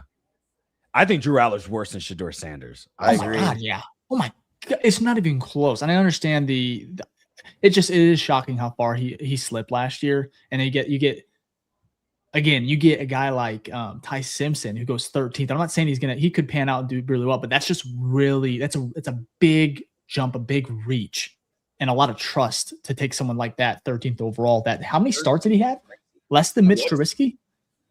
What's crazier? The selection, I think we know the answer to this one, but what's crazier? The fall of Shedeur Sanders to the 5th round or the Ty Simpson going at 13?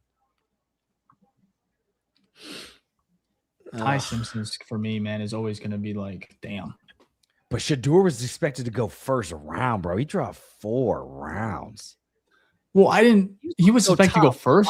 It kind of started, but that was early on, right? In Colorado season. Maybe he was expected to go like mid 1st, early 2nd.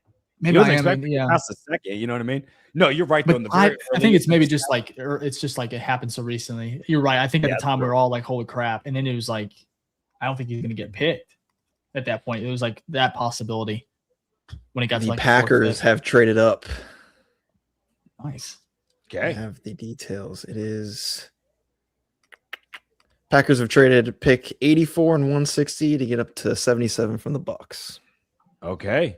Wonder who they're taking here. They just drafted a corner, so they don't need that. They definitely need an offensive tackle. I wonder if they're going Jennings Dunking from Iowa. Or are they going Emmanuel Pregnon from Oregon? He's like the third best center. Not center, guard. I want to talk about, speaking of centers, Logan Jones was unaware of the Heinz Mr. 57, so he gets a lifetime supply of Heinz ketchup.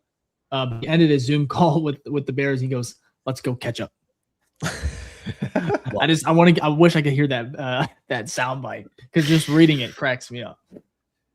That is funny. Yeah, he's gonna have to fix that soon. Though. I didn't see this yet.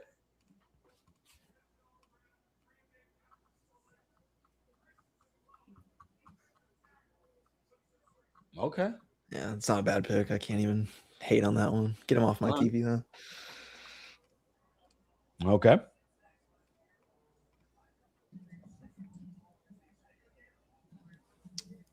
Interesting. Can't say I know much about that one, but that's okay. Did you like him, Griffin? It seemed like you knew about him. No, I was just reading a few people when we were up and we were talking about some defensive tackles that were still remaining after Jacobs and all that. But he was up there, Lee Hunter, Jacobs, and then I was hearing some reports about reading some people high on him as well. But I mean, if they're trading up, they obviously maybe know something. I will say this. I think the Bears, because you looked at, I think PFF, they had two elite grades for round one. And it was Dylan Thieneman was one of those picks. I think the other was Ruben Bain. It was 15.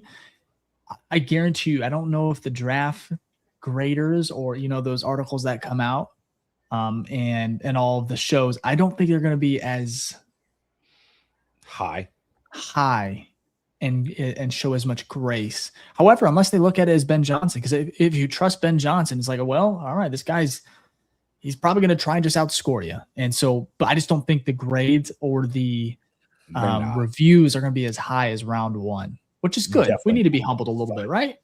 We talked about, though, draft grades really don't mean anything because you have no idea what these players are going to be. So it makes you feel good in the moment, and it's fun. We love draft grades. We grade our own picks, but there's no correlation to how good the player's actually going to be. You have no idea. But it's a fun, exciting exercise to do. Yeah. I'm not mad about it, man. I am not mad about it. I'm a little sad just because I wanted defense I wanted 3 straight picks. I really, really did. But it's a good reminder that this is Ben Johnson era. We're in the Ben Johnson era. It's going to be different this time. It's going to be different. My gosh, are we picked 78? So 1, 2, 3, 4, 5, 6, 7, 8, 9, 10, 11, 12. 12 picks away. Okay. Sorry. I don't know if you want to pull up some questions. I'm going to be posting this image for us real quick. So we'll be locked into that. How would you guys grade our draft so far overall if you gave it a grade? Oh, brother, I don't even ask me that. Hey, if we're riding with polls and A+. Yeah. Imagine this was Pole's first year and you didn't know him. What would you then say? Pole? Let's say you didn't have the context of what Ben Johnson's able to do on offense. I know that's not fair, but I kind of want to take away the bias. What would you give it? The thing is, if you look at the mocks, nobody had him taking a tight end. Someone had him taking center. So the center, I'm not gonna. That's where I'm like, okay, sure. Was it a reach? It depends on who you ask. I hate that. I hate the word reach because you don't know how these guys are panning up. We can look 2 years, 3 years from now, or actually 10 years back, and it's like, yeah, he was a 10-year starter. 4-time Pro Bowler. He was not a reach. But right now people are going to say that because of how they graded him. But with the tight end, that's the only one that's a little shocking. However, we could wake up tomorrow morning, Cole Kmet's traded. And it's like, okay, now we look at it a little bit different. We understand, right, why we did that. But that's why I kind of want to see if they were going to trade Kmet, why didn't you do it before? Why couldn't you get a pick this year, maybe get a second rounder, third rounder, depending how you package that, for Cole Kmet, who I think is underrated and probably highly rated around the league. So anyways, Griffin. No, that's a good question. I think, I don't know grade wise, but I think if this was Ryan Pole's first year, I would think he's racist potentially. But no, if we're talking on a grade scale, I would question it a little bit maybe. But yeah, that's fair. I like those. I think those are good answers.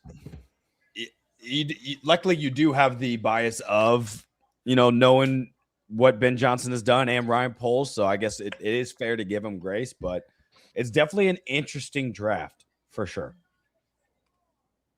Bro, Pat back out.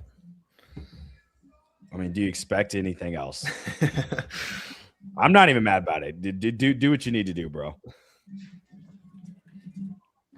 Also, this is his hometown, so it makes sense. Mm-hmm. He's putting on a show.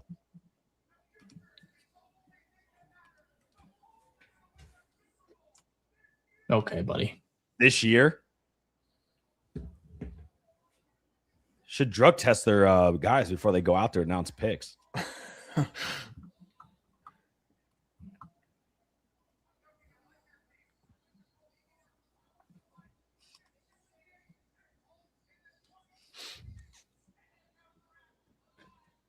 I do agree with this here. From SB on YouTube, Cole's not getting traded this year unless there's a crazy offer for him. I think you're right. I don't think there's going to be a crazy offer unless Poles is kind of cooking up something.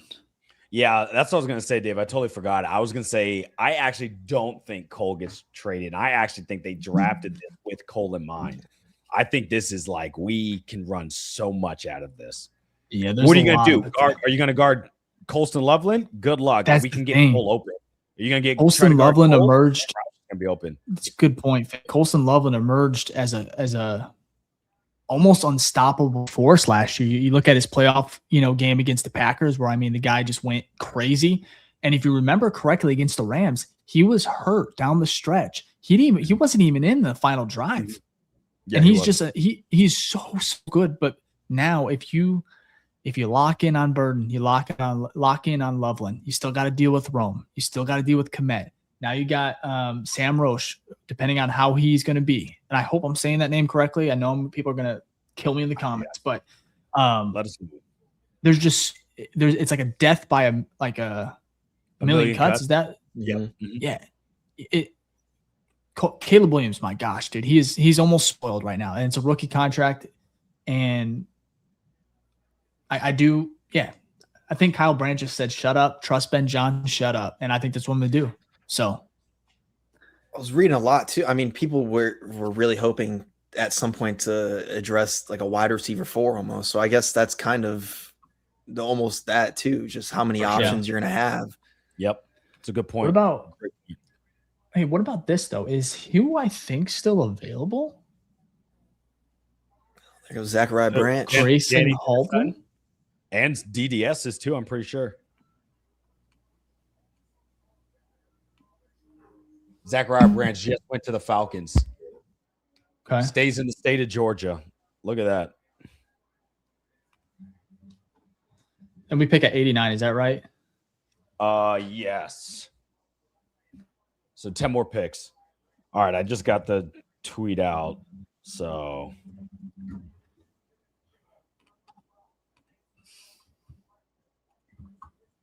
okay. What was your tweet? Sam Roush is actually a pretty good run blocker. Oh, I was saying I tweeted out the graphic for us. Gotcha. So here's another tidbit about Sam Roush. He brings toughness and physicality, and he was a former rugby player. So interesting, just some extra stuff. Yeah, that's a good point, SB. Smythe did have a lot of snaps last year. Ben Johnson used a lot of 3 tight end sets. So, and I wasn't the biggest fan of Smythe. Well, he was just a blocking tight end. It's not like he probably had like 4 targets when he was in there. He was blocking. He's not.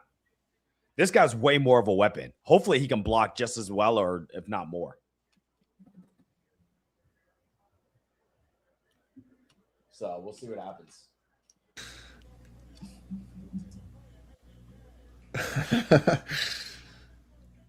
What you laughing at? Who they're booing? Oh, Mark Ingram. Mark Ingram getting them going again. I love it.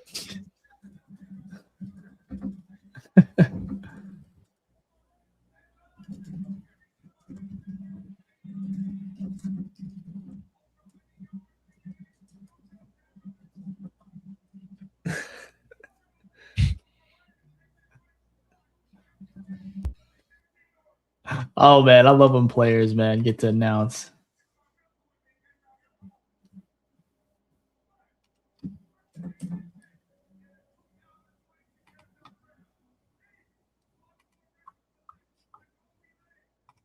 Wide receiver. Jacoby Lang. USC.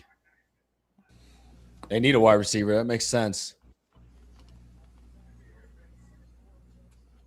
Yeah, I feel like Mark Ingram wants to go jump in the crowd and start throwing punches.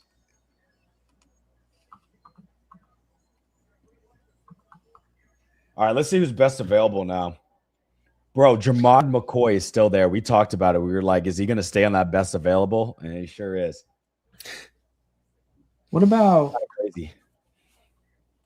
Keontae Scott hasn't gone. Sorry, go ahead. Caleb Proctor. The defensive tackle. Is he still available? Yeah, he hasn't gone yet, but I think it's a little early for him to start going, right? Yeah, probably. It probably would go Grayson Halton. That's what I kind of want to see. What about running back? I just want to look at the board. Mike Washington Jr. Yeah, you got Mike. That's about it, though.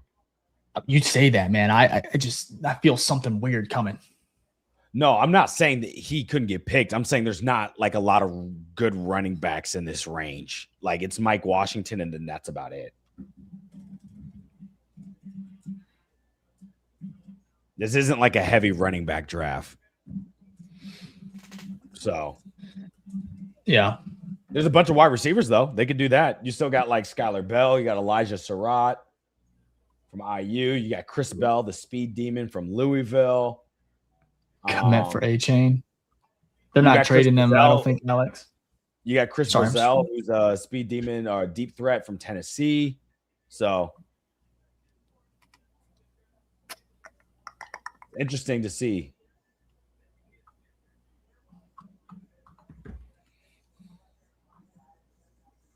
I wonder if we trade back from 89. I actually wouldn't mind that. Trade back from 89 to like 94, pick up another fourth. I wouldn't mind that. Based just how the board is, there's not like a lot of defensive best players available at the top that you could probably trade back if you're really trying to go defense. Get yourself another fourth for tomorrow. Start with 2 4s, a 5. I think that'd be great. Yeah. Back-to-back defensive tackles, too. Grayson Halton, I think, will be the pick. Alex on YouTube, Hamilton commit for is it A-Chain? No, that's not he's just proposing that. I don't think that's a real trade. I'm saying, but that's his name. How do you say his name? A-Chain. Yeah. Okay. A-Chain. You're thinking about that? Etienne, who's now pronounced as H-E-N. So that's what you're probably thinking. What do you do that? Would you like that deal? Trade away tight end 2 for running back 2. I don't know. Not really. And also, I thought he was not on the block. I thought they were like, yeah, we're keeping him. Yeah, they did say that. But also, like, you have DeAndre Swift and Kyle Monungai, so I don't know if that's necessarily a need per se. Also, I'm more convinced now that they drafted the tight end to keep Cole Kmet, so I don't even think that's a trade that. I don't think they're trying to off Kmet. I hope not. No, Kmet is a good but not great tight end. But, like, he's a good tight end. That you would lose value from not having him on your team for sure. He is not a bad player.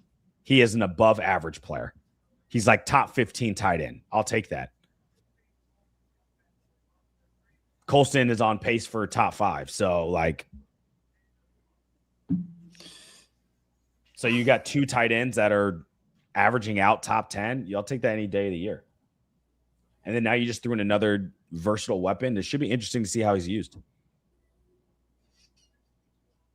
It's all right. Give it a month. Everybody's going to be locked in and happy. Oh, yeah, of course. Once highlight reels come out and things like that, everyone's going to be like, you got to see the rest of the draft class too, you know.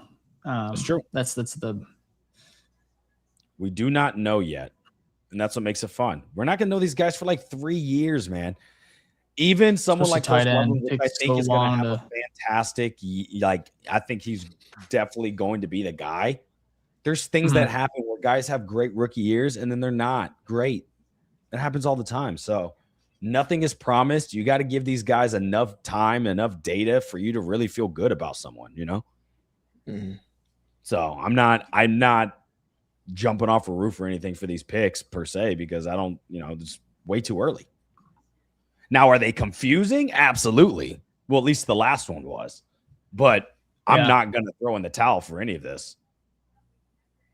Especially when it's like, okay, Dylan Thieneman, you got that one. We all love that one. So you can ride that high for a little bit. Logan Jones, I think that definitely makes sense moving forward. That was a need. Just can't be mad about that. It's really just the last one. How about the guy on our screen, Jamard McCoy? I think we're getting to the point where it's like you take that risk in the third. Maybe.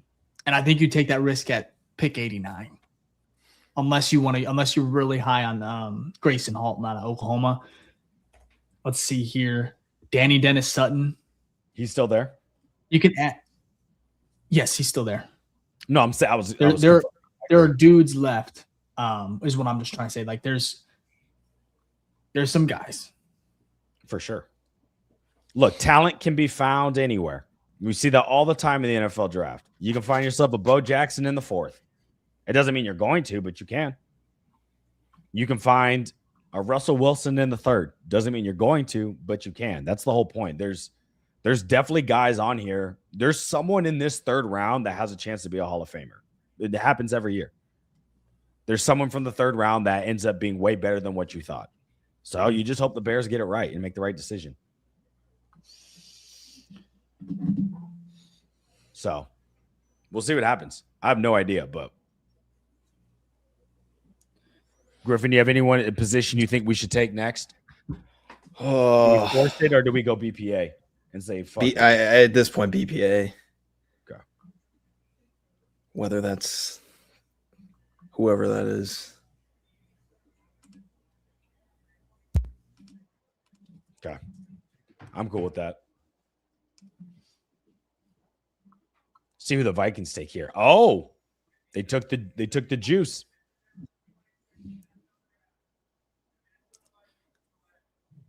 The juice. Defensive tackle's going.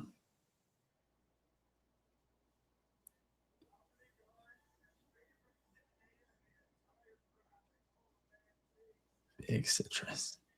The juice, man. Yeah, he's a run defender. He's not really a pass. He's probably a true nose tackle, if I had to guess. I don't think he's a 3 tech. No, he looks like a 0 tech there. So, oh wow, they went both interior line. They went 3 tech and 1 tech. I didn't even think about that. The Vikings did. Actually, they passed up both tight ends to go deep. Not tight end. They passed up both safety options to go defensive tackle. They went all defense. Okay. Interesting. Something to keep an eye on.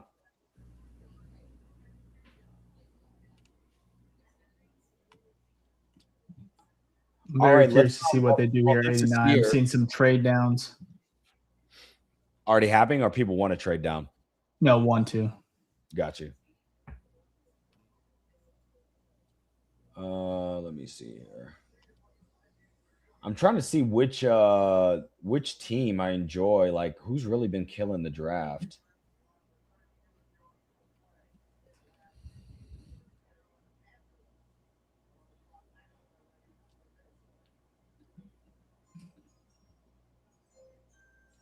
I'm still liking what the Browns are doing.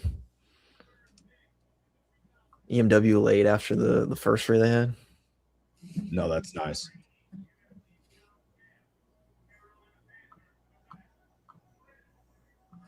Oh, Brazel's gone. Yeah, but I agree with you, Griffin. I like what they did. They got EMW late. They got both those wide receivers. And then they got Casey Concepcion, and then they got what? Denzel Boston, right? Yep. And then who's the other guy they got? I can't remember. Fanu. Oh, Spencer Fano, yeah. Mm-hmm. Yeah, so I do like them. Right there. Carolina's done a pretty good job, too, who just went. Mm-hmm. Atlanta surprisingly done pretty well. They They've only had 2 picks, but they went Zachariah Branch and Xavion Terrell. I like those. Who else do I enjoy here? Still like the Giants and what they did. I'm not really a big fan of Malachi Fields. I think he's like too slow for me, but I like their first 3 picks.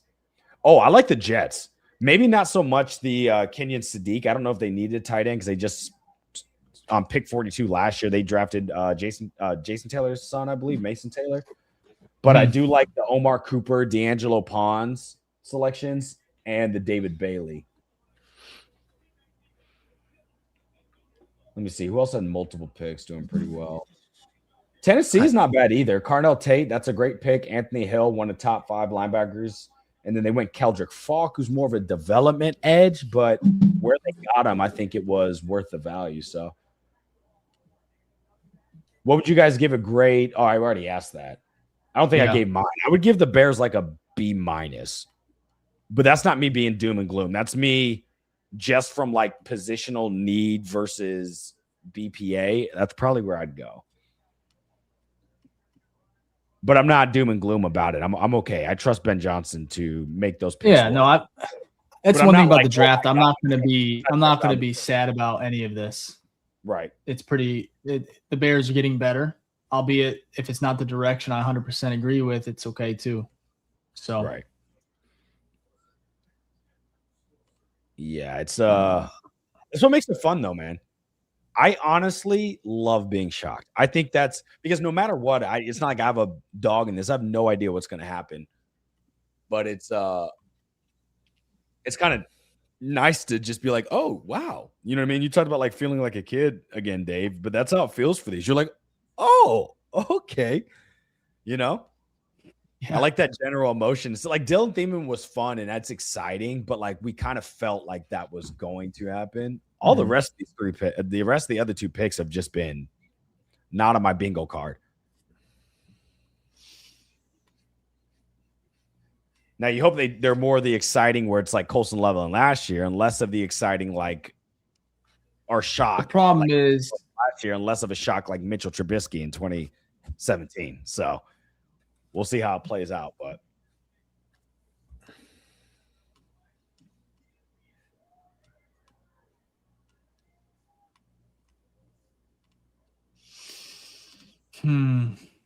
they're really throwing in those commercials right now. Yeah, they're loving them. Second round was flying, I felt like, and then dude, they're spamming the ads. Also, not many trades. Then the movie's coming. Not many trades in third. Actually, I'm totally lying. A trade just happened, right? The Packers just traded, yeah. Just traded up, or that was the one earlier. Or that was the previous trade. Yeah.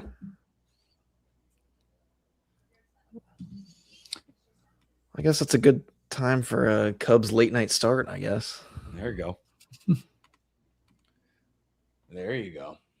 Also, thank you all for tuning in here. We have almost 8,000 in here right now. We really do appreciate it. If you have been enjoying this and you like the picks, please give a thumbs up. If you don't like the picks, just give a thumbs up anyway. A little reverse psychology over here. Help the show grow. Get this out to people. We really do appreciate it.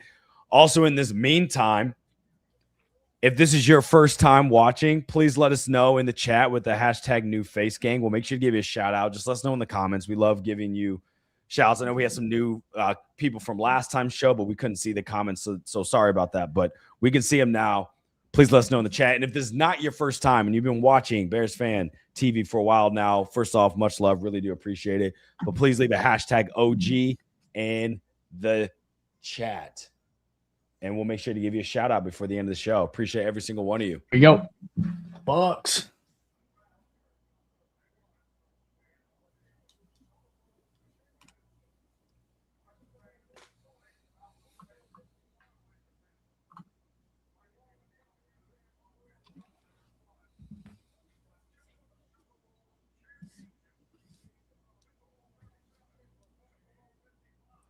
That's crazy. Super Bowl 37.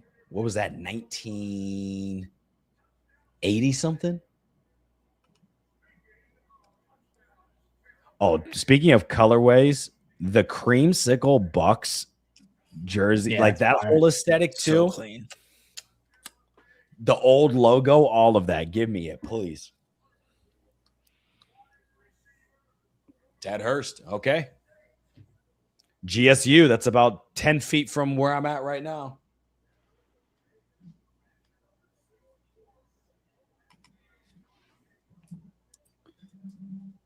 (6'3", 206. I mean, he's basically 6'4". It's a big wide receiver. That's like Rome size. Isn't Rome 6'4", 6'3"? 6'3". 6'3".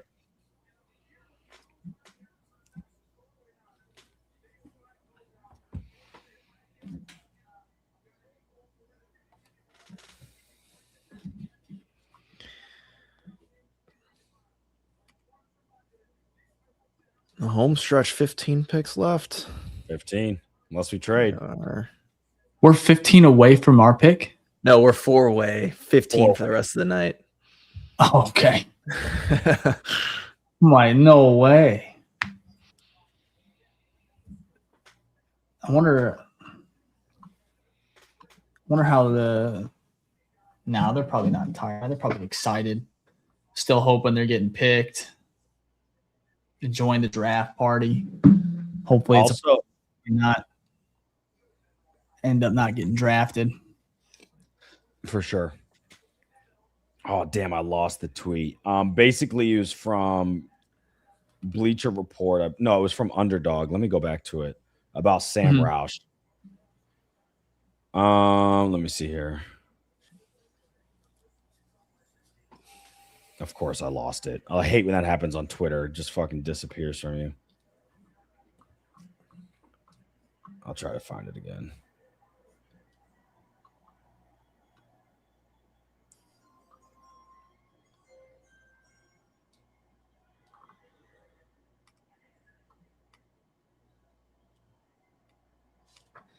Damn, I cannot find it. Basically, I think the tweet was saying, though, that Sam Roush is probably actually the best blocking tight end in the class. So that is definitely, that would make sense for tight end 3 then. You have a versatile athletic weapon that is also really good at blocking. That is a tight end 3 to the T. So the more we're hearing, the more I'm okay with it. Obviously, was never mad about it, but it wasn't a need. It's just not a need. You know, it's a luxury pick. But you know, it was a luxury pick. Colson Loveland. You know, what was a luxury pick? Luther Burden. So you know, what can you do? If you're gonna take best player available, you're gonna take best player available. There's another trade. No block, no rock. That's right. So they say.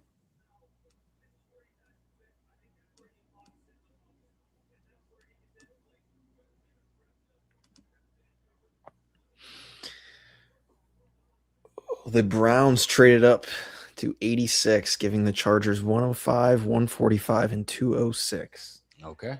So they gave a fourth, a sixth, and a seventh, I think. Is that right? Yeah. Let me check.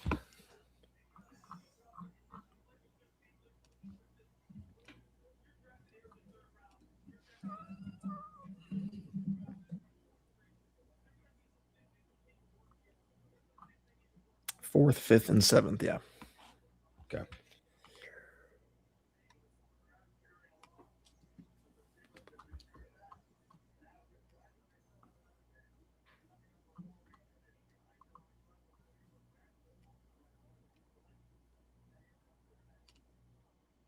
Here we go.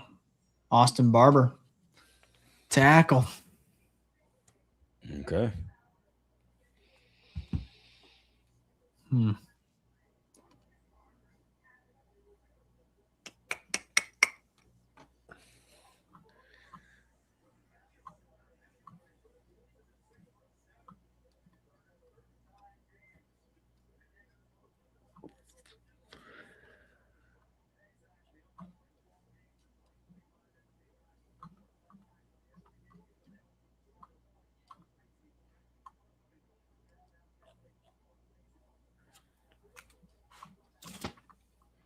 Oh wow. Okay. So even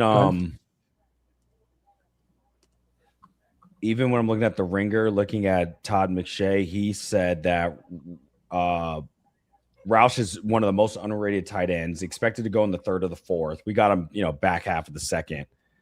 But he should immediately contribute as a rookie and emerge as a 12 personnel starter, which is funny because he's going to be a 13 personnel starter. So he's actually pretty high on him. He's the type of player that he thinks can get to 600 to 7,500 receiving yards and 5 to 7 touchdowns in his rookie year. So he's really high on him. Roush's game is comparably favorable to those of Pat Freiermuth and Cole Kmet. There you go. There's a type. There it is. There's a type. Yep. And it happens to be white. Who's even the best available white guy that could even be potentially. We got to stay 2 away. Point.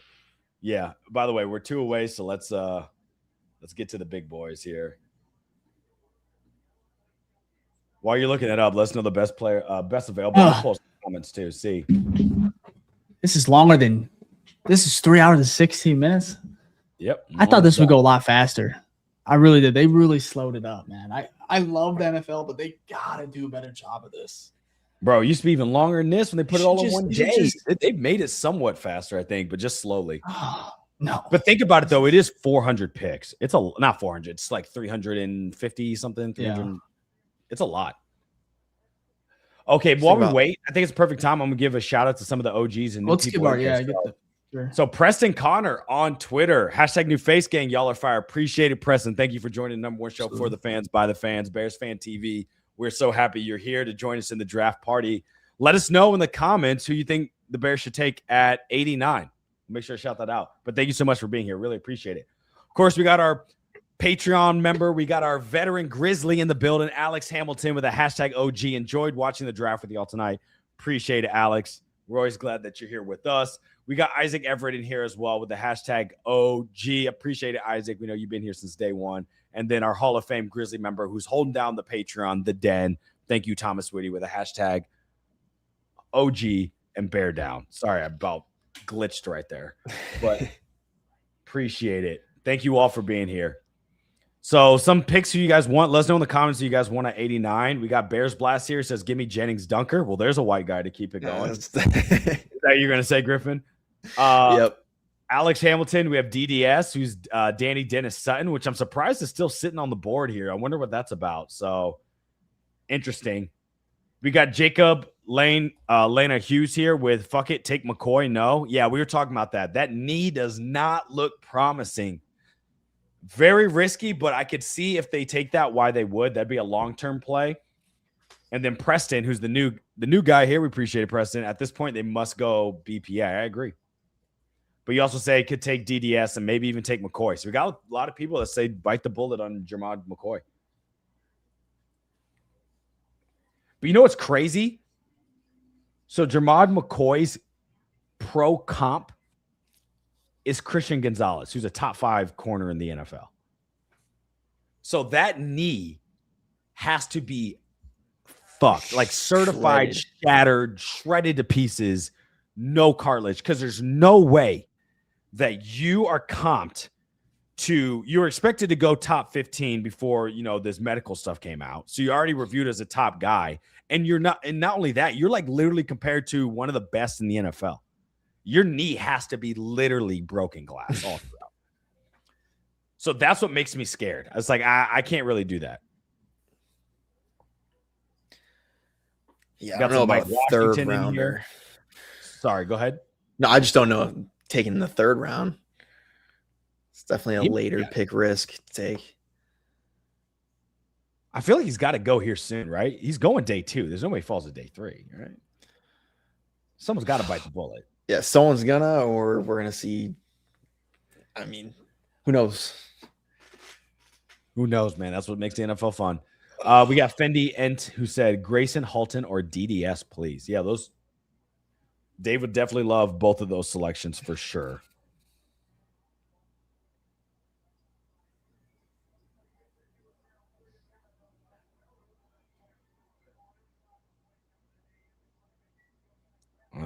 Okay.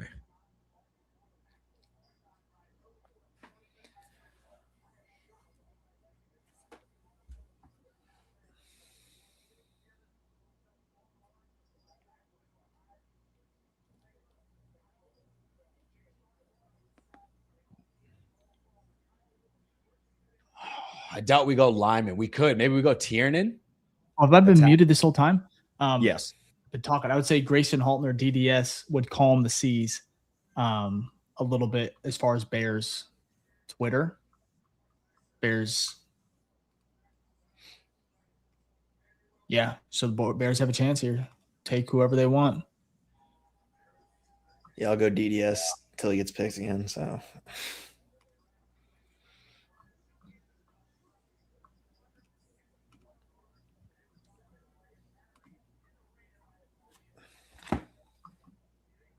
Interesting. We got Jaguars, or they just selected Emmanuel? I'm sorry. Yeah, they just selected Emmanuel. Okay, so the Bears are up. Here we go, folks. Try not to get this ruined.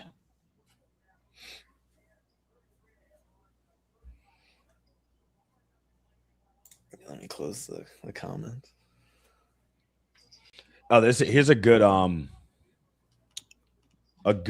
tweet from Zach Pearson on Twitter. Bears tight end snap counts last season. Cole Kmet led with 67% of the snap share. Colson Loveland was at 60%, and then Durham Smythe was at 25%. Yeah. Basically said Kmet's not going anywhere. It kind of makes sense. Kmet was always on the field. So yeah, but also Loveland, the trust there started to slowly build throughout the year. He'll jump up. Oh my God. Loveland's gonna be he's gonna be on there. Lily Jordan Schultz notification just popped up. I didn't see it, but I just swiped it real quick because I was reading that tweet off for us. I didn't see it though. Oh, here we go. Shame on him. Like, what are you getting out of this? Not just respectfully. I really want to know. Just enjoy. It should be a sacred moment. Here we go. I agree.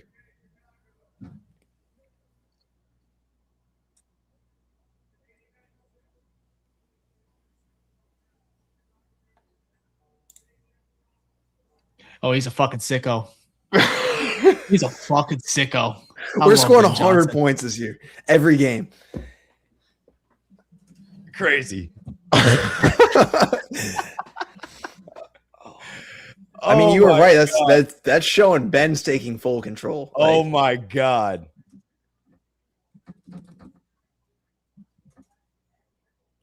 Oh. 100 points a game. Dave, are you tweeting Ben Johnson's a fucking sicko? Oh no. I'm just tweeting. I'm just tweeting shit right now. You know, I'm tweeting. That's fine. I'm just gonna do that. I want to make sure. Because what? What? Basically, Ben Johnson was like, "Yep, you can have your Dylan Thieneman. I got the rest of the draft." Hey, but you know what? That's a win for the black guys. So, oh my gosh, dude, stop the count. Oh my gosh, 42840. Okay, wait a second. Wow, that was I was not expecting that. That is some crazy work here.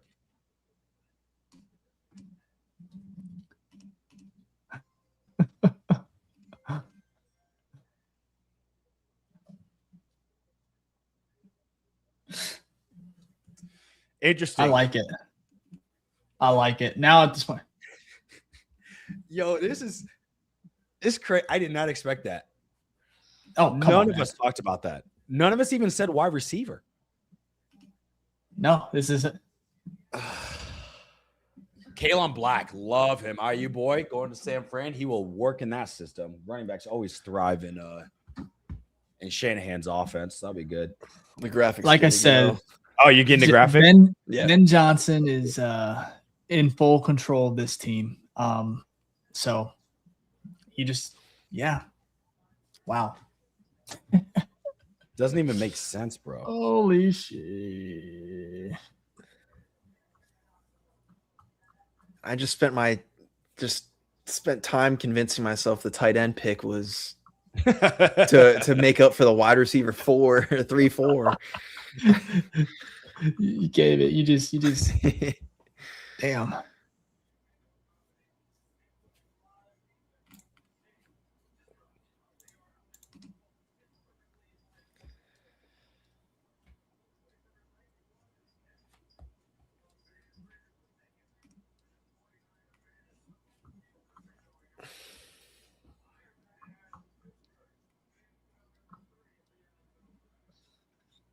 Well, guys, crazy. I don't know what we're doing. I don't know what Ben Johnson is thinking. I do know it's his team. I do know he knows more football than I. However, I know there's also a need for defense, and Ben is saying there is not a need for defense when you drop 50. And the problem is, I don't even know. I don't even know, man. I don't even know. This is crazy. I think Greg said it perfectly. Each pick, center, talked myself into it. Tight end was tough. Took me about 20 minutes. I'm all in. 13 personnel. Let's have some fun. You just took a receiver. Xavion Thomas, LSU at 89. Maybe that's even a reach. I don't even want to go there. Just taking receiver is probably a reach. What are we doing? Well, let's learn about Mr. Xavion. Let's learn about him. Maybe this is what we had to do for all the rest of them. We really have to talk ourselves off a ledge because these are not guys we really spent a lot of time scouting, which, to be honest, is fair.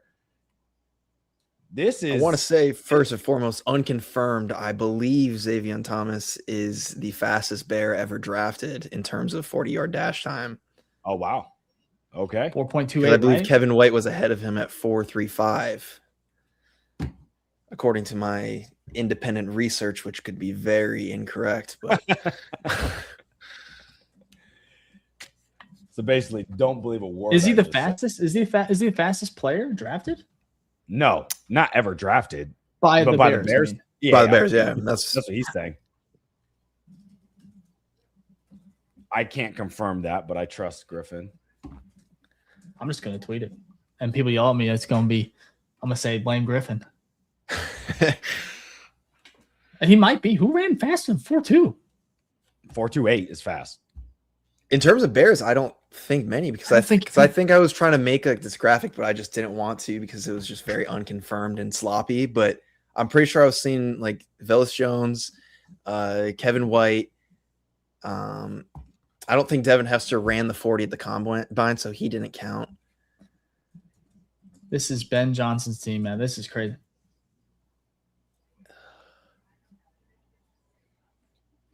Okay, here we go. So here is Xavion Thomas.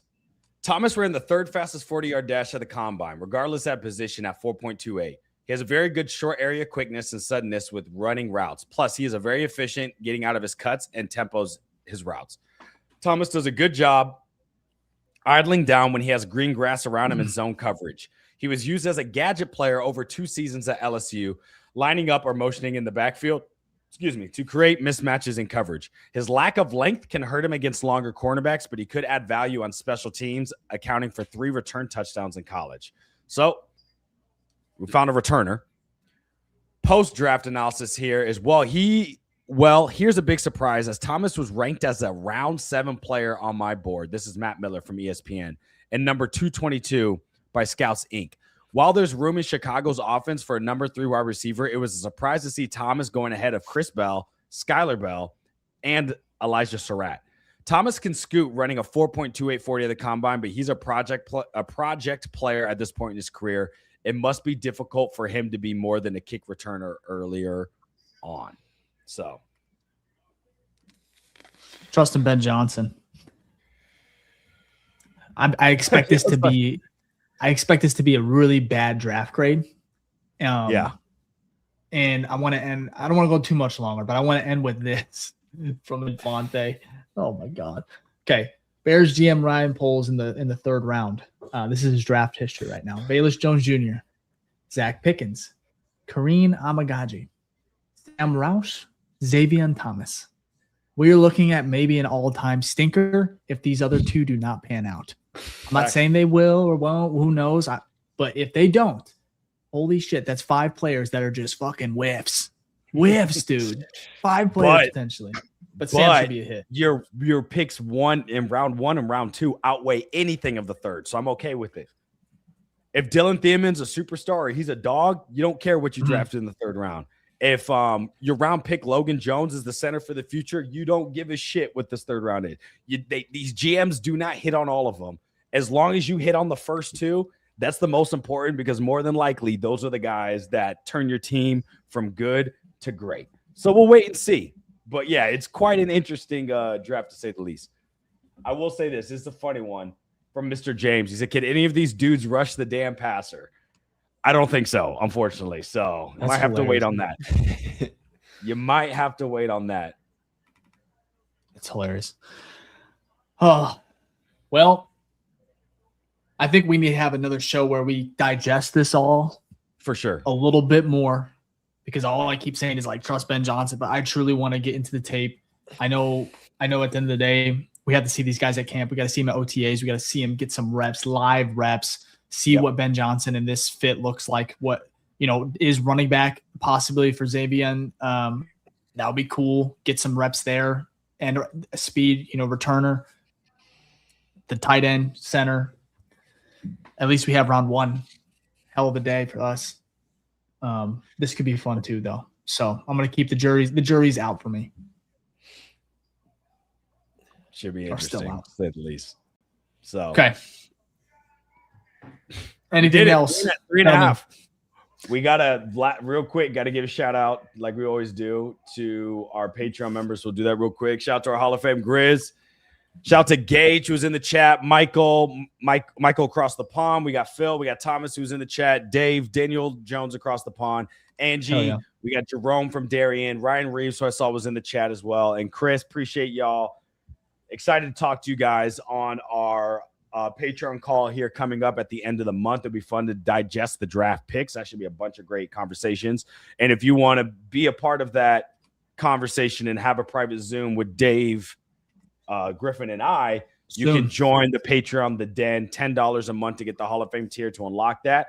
But if not, there's also other tiers. We have our veteran tier, so we got to give a shout out to our veteran Grizzlies in the Den. Shout out to Chris, Jason, Alex, who's in the chat, Ethan, Megan, Lee, Cody, Leo, and Ben. Appreciate all of y'all. Thank you so much for your support. If you want to get Dave's breakdowns, which he'll do coming up here soon, he's got a couple this next week to dive into these picks. You can get that with the veteran and the rookie tier, so you can find that on the Patreon as well. So we really do appreciate all the support as always, and thanks to every single one of you who decide to rock with us.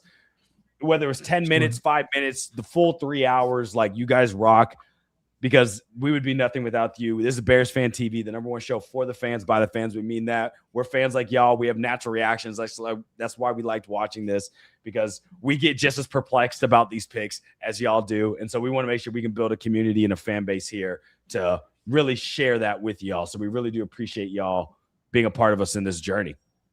Any final word, boys? Nope. Sorry. Bear down. Mr. James here. Hashtag OG Sup Willis Tower. Yeah, that's Griffin now. He doesn't even get that inside joke yet, but that's good stuff. No, I'm ready to take a look at what the rest of this draft is going to look like and get a full outlook of the draft class. But no, nothing. Like I said, I'm not down. It's a lot of fun. I'm happy for these guys. I'm hoping for the best. I'm hoping that the culture that the Bears have built and the coaches around them with Ben, of course, on offense, but the impact that Dylan Thieneman will have as well. I think he's going to be not just a starter, but I think he's going to be a really, really good rookie. Perhaps just highly impactful with him and Kobe Bryant. So but I can't wait. Like I said, at the end of the day, who knows what the draft is going to put out? Who knows what these guys are going to end up being as far as their careers. But thank you again. Hit that like button on the way out. I can't wait to dive into this a little bit more instead of just having our instant, thoughts, because sometimes they can be a little, like I said, we're all fans at the end of the day. So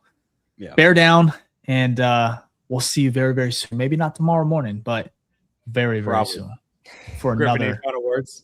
You got anything? Believe in Ben. Bear down. That's all I got. Love it. All right, we'll see you guys on the next one. Peace. Awesome.